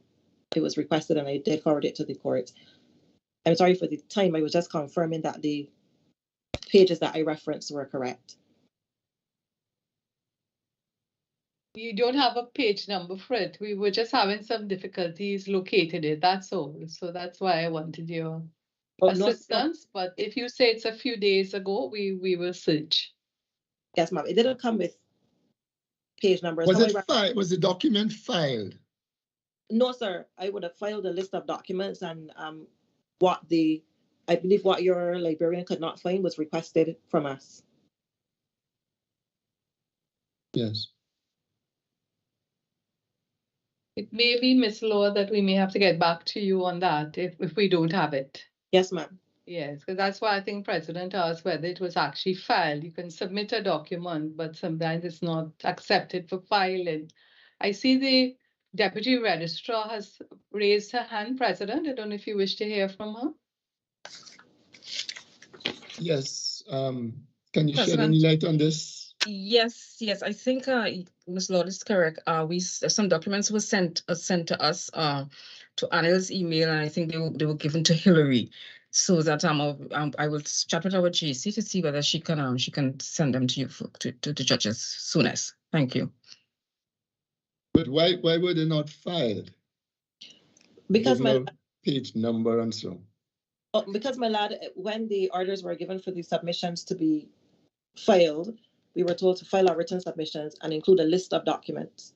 So we weren't asked to file a bundle of documents. So I believe what happened was that what your librarian was not able to locate, he or she requested from us. Okay. We'll sort it out. Thank you very much, Ms. Lord. Yes. Thank you to my Deputy Registrar. Yes, thank you. Is there anything else, Ms. Lord? No, my lad. If there's anything else that the court needs me to clarify, I'm happy to do so. Yes. Thank you.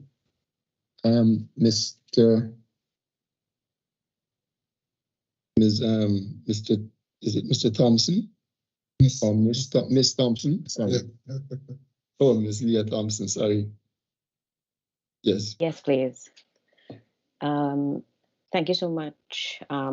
Leah Thompson, I appear on behalf of UN Women Multi-Country Office Caribbean. So in view of the discussion that has gone before, perhaps I could start by sharing some input on the question of visiting relationships before highlighting the aspects of my submissions. On that issue, I'd like to share just a couple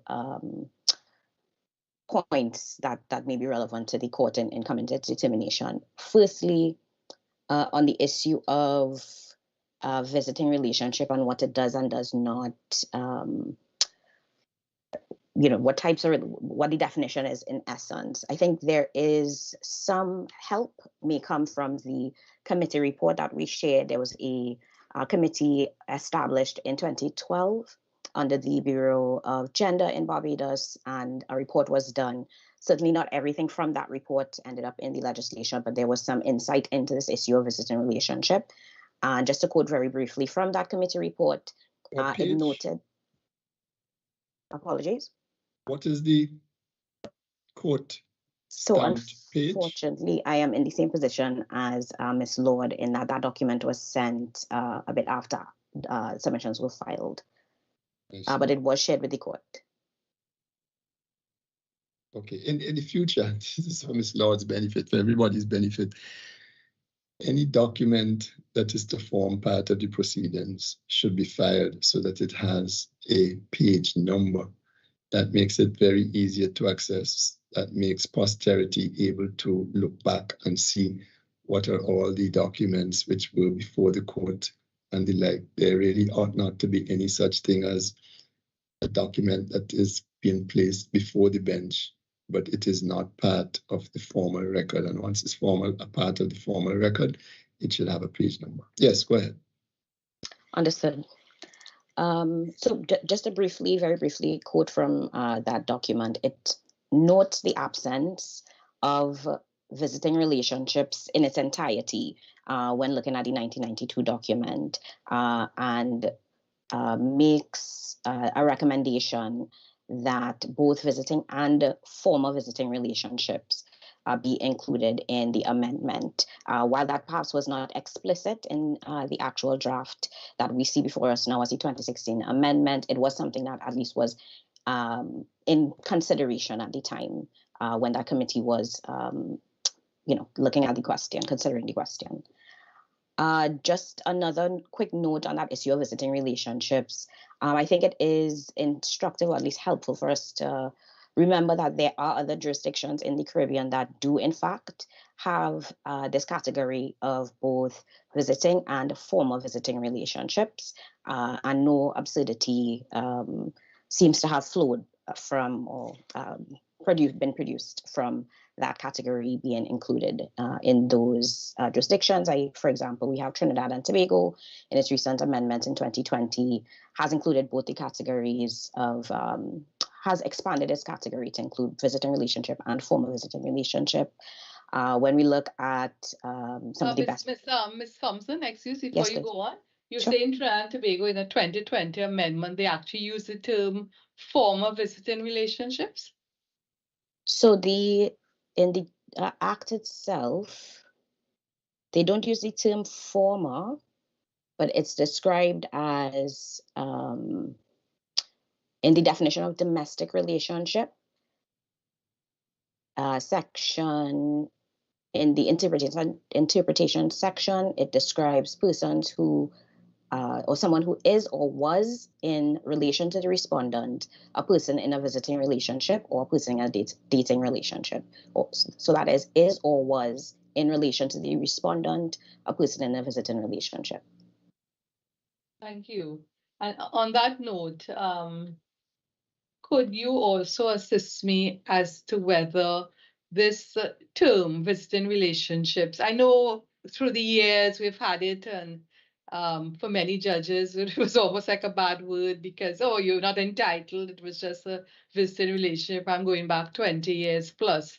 But what I'm asking, though, is has there been any judgments or so you've seen coming out of the Commonwealth Caribbean, coming out of any relationships, jurisdictions where this sort of legislation is in place? I think some people, you mentioned Australia, New Zealand, other places where we can see how a court has considered this definition or a similar definition of visiting relationships? Unfortunately, I don't have an example of that to share this morning, but perhaps if the court does indulge me, I can access that and share with the court within the next day or two, if that's possible. What I think for my part, excuse me, it would be useful, but President, I leave that up to you as presiding.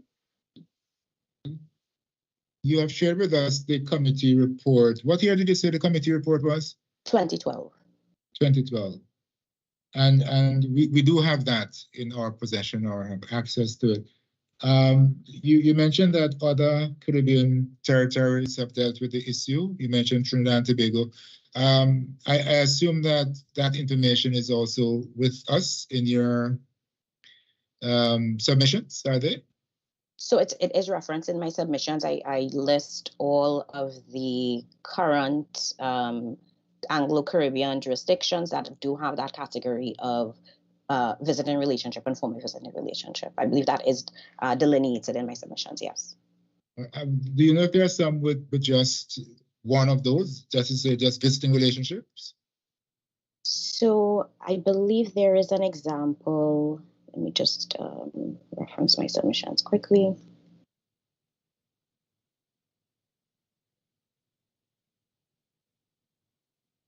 And this, I believe, was one of the countries that did not, has not engaged in a recent amendment exercise. Just get that country.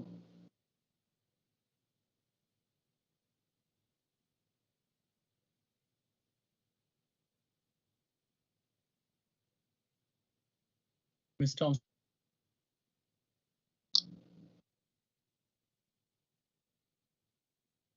Apologies, I think. So the reading of your submissions is that the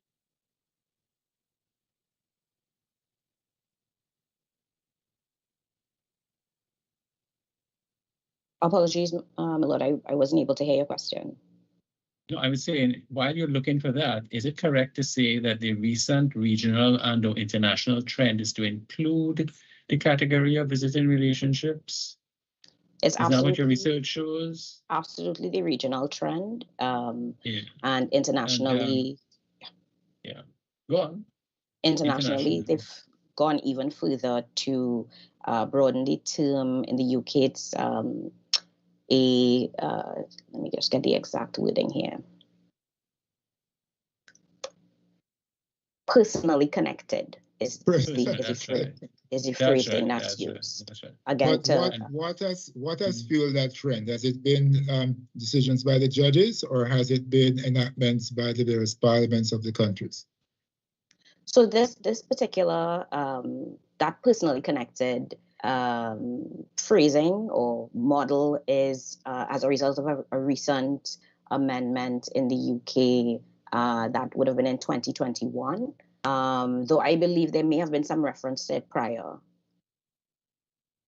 Right. But Ms. Thompson, what's driving this incidence of violence? What's driving this? What is driving the legislature is finally we are waking up to what has been kept undercover, which is the prevalence and insidiousness of this violence. It is that research and factual data that is driving the changes in the law, isn't that right? Absolutely. Right. You mentioned Trinidad and Tobago. Is that also, am I also correct to say that that was a change made by the legislature? That is correct. That is correct. And the other examples that you have promised to give us, I'd be interested to find out as well what drove the change in the law in those instances. I rather think, because in response to another question, you said you weren't too sure of cases. I rather suspect it was amendment by the legislature.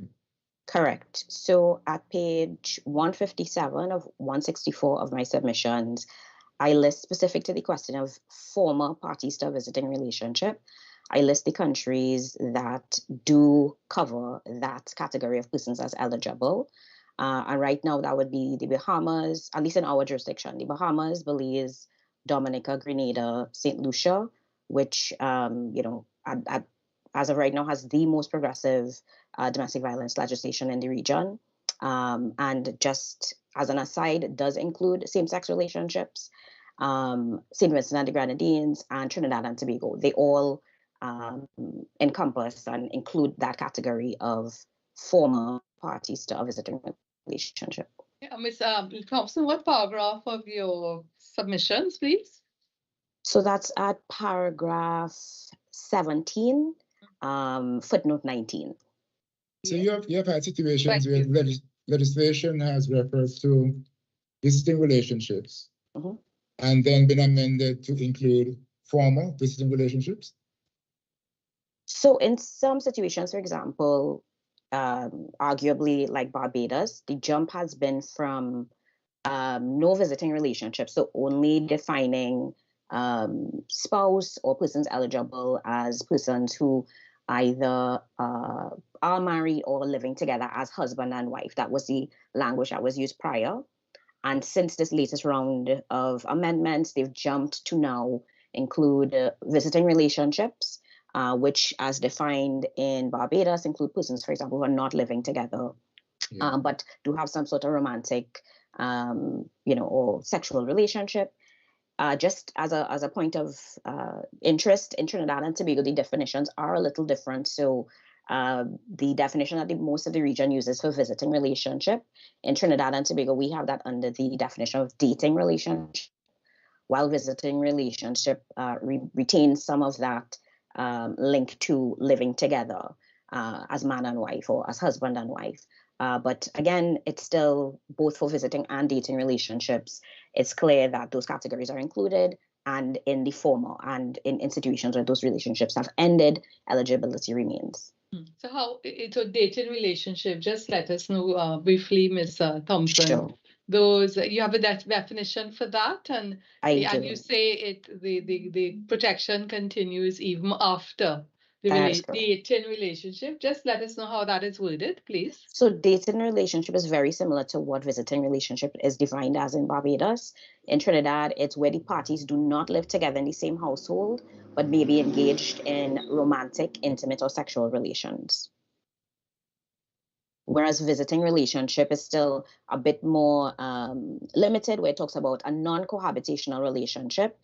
So it does envisage not living together, but it then goes back to that older model of a non-cohabitational relationship, which is otherwise similar to the relationship between husband and wife. And you say that it is you either you are or you were in a dating relationship with someone. Is that how it's worded? That is correct. Okay, thank you.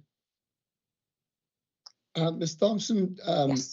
on any of these issues that we have been discussing, have you cited any relevant case law? So in on that specific issue of visiting relationship, unfortunately, no, I have not cited any case law in my submissions. My submissions, the case law that was cited more went to the issue of statutory interpretation, purposive interpretation, and to some extent, while not cited in my submissions, I'd hoped to draw the court's attention to the positive obligation that's created by positive obligation to effectively protect women from domestic violence or violence that is created by Barbados' international law obligations. And I have a couple international law cases that I could share on that. But specific to the question of visiting relationship, unfortunately, no.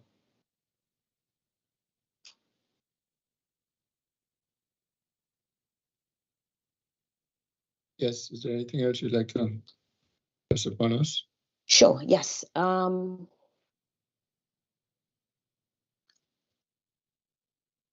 think to echo some of the submissions by the other amicus, Ms. Lord, and I think just to distinguish why these type of relationships, even when they have come to an end, still need to be covered by domestic violence legislation. One, in my submissions, I talk a bit about post-separation violence and how it is in fact very high. It's defined as ongoing, a pattern of ongoing intimidation or abuse by a partner. We have some statistics coming out of Canada, showing that it is very much widespread, and in some cases, persons are at greater risk of experiencing violence after the relationship comes to an end. So certainly, it is not. We submit the intent of the act, the intent of the amendment was in fact to cover all forms of violence that persons may be experiencing, including post-separation violence. And there's no real logical reason to delineate persons who are in a visiting relationship as not being somehow worthy or eligible to receive that protection because of the nature of the relationship that they were in with their partner. To me, it is absolutely bizarre, because for the legislature to say that while you are in the visiting relationship, you enjoy protection, but if when there is violence or a threat of violence and you put an end to the visiting relationship, you can no longer seek protection from the possible continuation of that violence.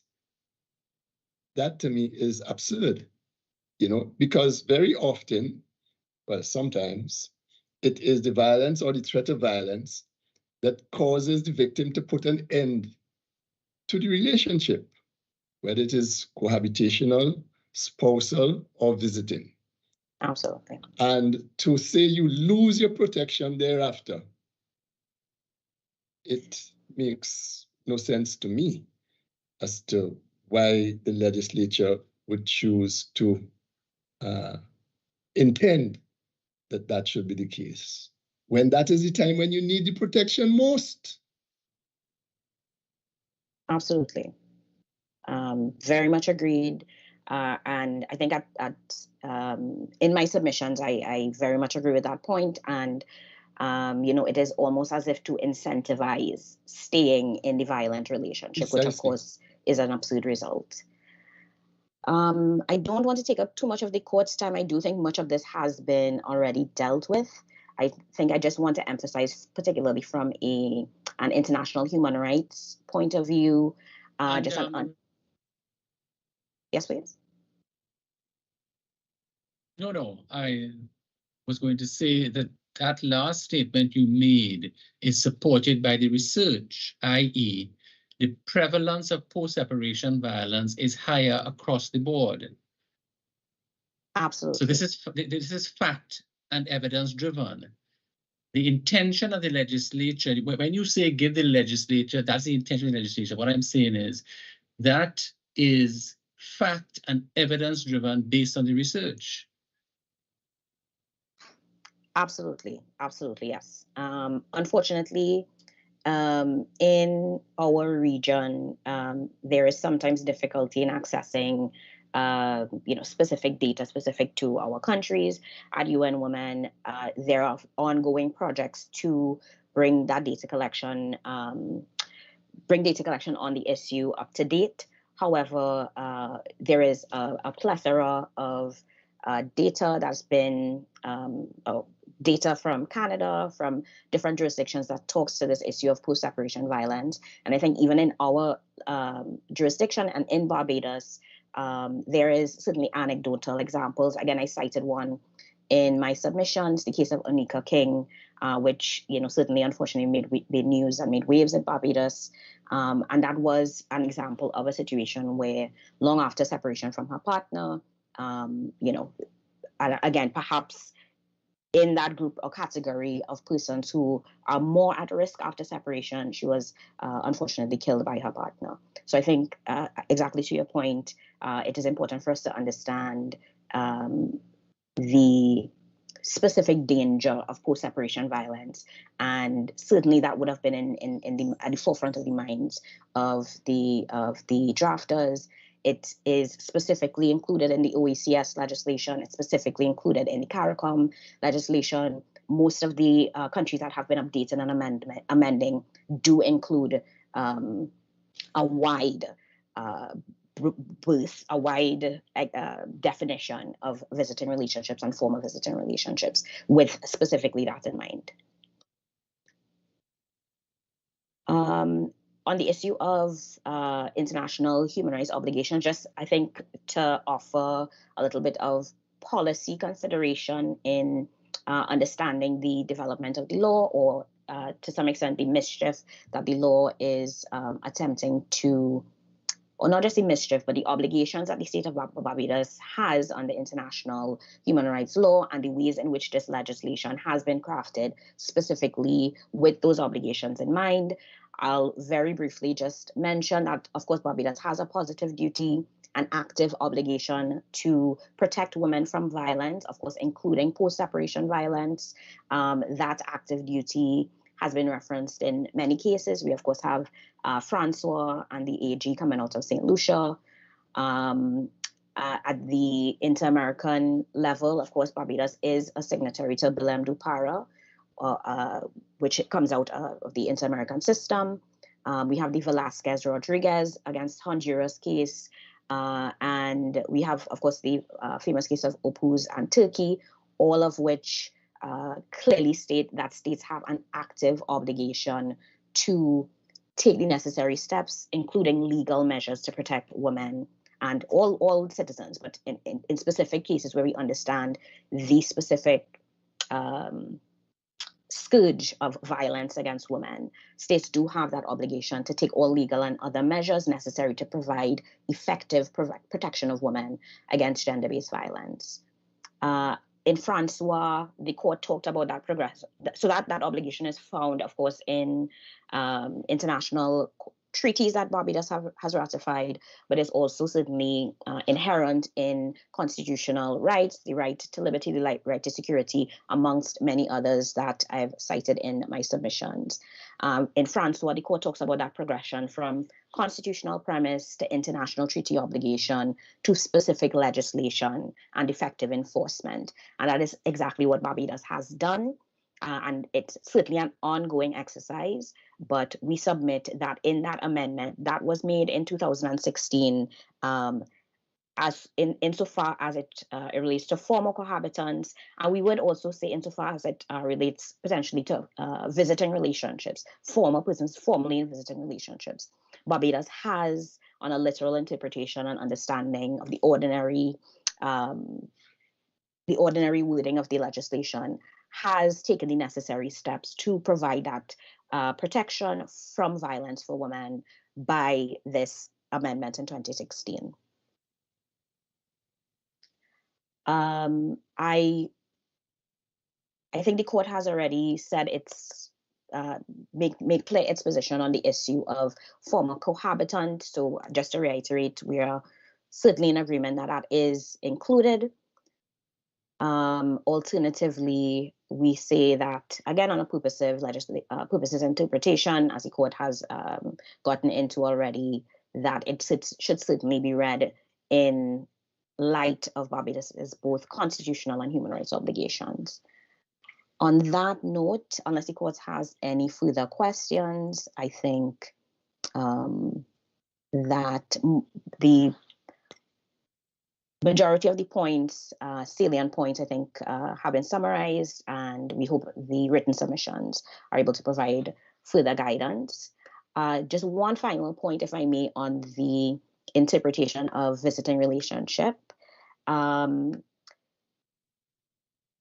Again, just to look at some of the policy considerations and preparation that would have gone into preparing or getting to the point of including visiting relationships. There have been different approaches in different regions, in different countries in the region, specifically when it comes to that time limit issue or any limitation on the definition of visiting relationship.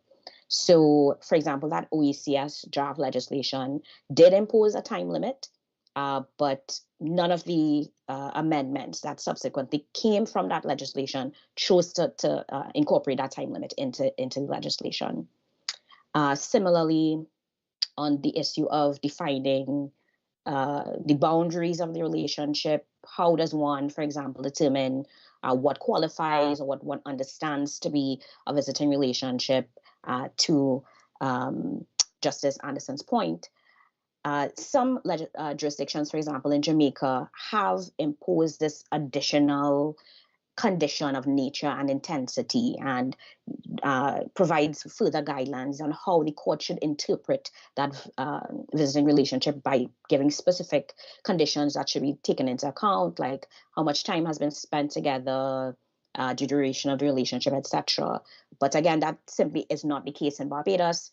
A wide and broad definition of visiting relationship was what ultimately was included in this amendment.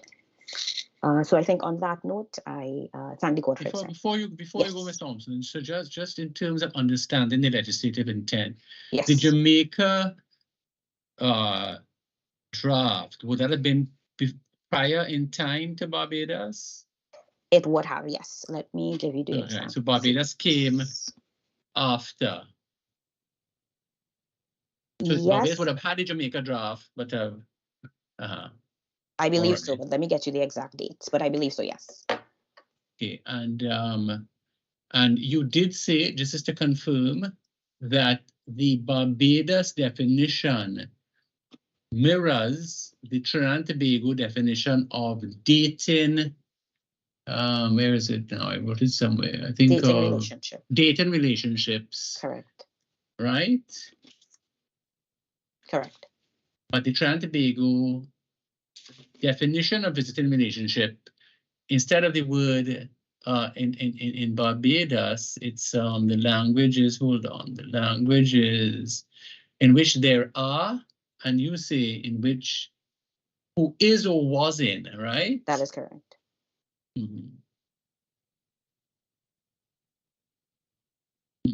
Okay, good. Right? Yes. Good. And that Thanks a lot. Jamaican legislation. I will share that exact date with you, but to your question, I do believe it was, in fact, prior to Barbados' legislation, yes. Right. Yeah. Thank you.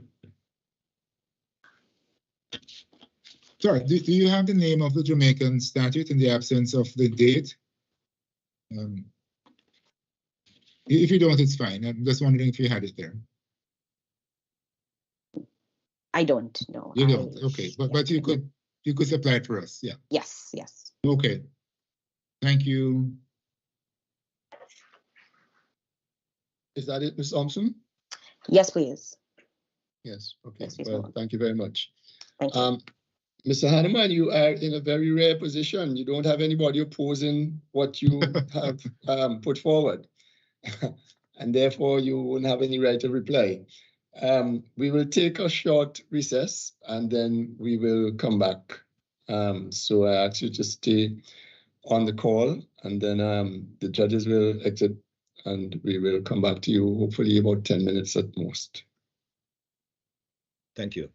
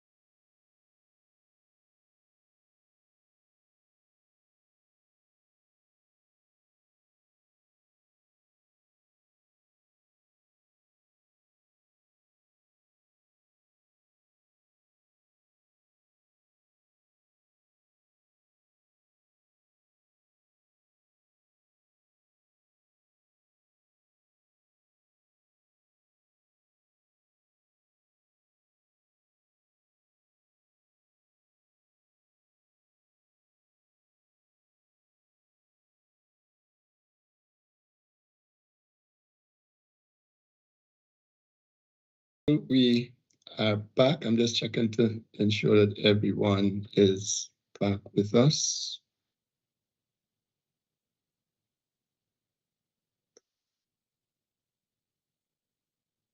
Yes, I think so. The court unanimously is of the view that in this case, the magistrate did have jurisdiction to hear the complaint, the case that was filed by the appellant. We are also of the view that, as Justice of Appeal Narayan indicated, the appellant fell within the range of persons who was entitled to apply for the order. The appeal is therefore allowed, and we will give reasons in due course, and we will let you know when those reasons will be issued. Of course, the court will not reconvene to give those reasons. We may simply let you know of the date when they're going to be issued, and then we will issue them on that date. That is the order that the court will make, and you will get a copy of the order in due course. Madam Deputy Registrar, you're welcome. Can you please close the proceedings? Thank you, President Saunders. Thank you, Mr. Justice Anderson. Thank you, Madam Justice Rajnath. Thank you, Mr. Justice Barrow. Thank you, Mr. Justice Jamada. Thank you, Counsel, and thank you to the staff of the Caribbean Court of Justice. Court now stands adjourned. Good day to all. Thank you. Good day. Thank you very much. Thank you.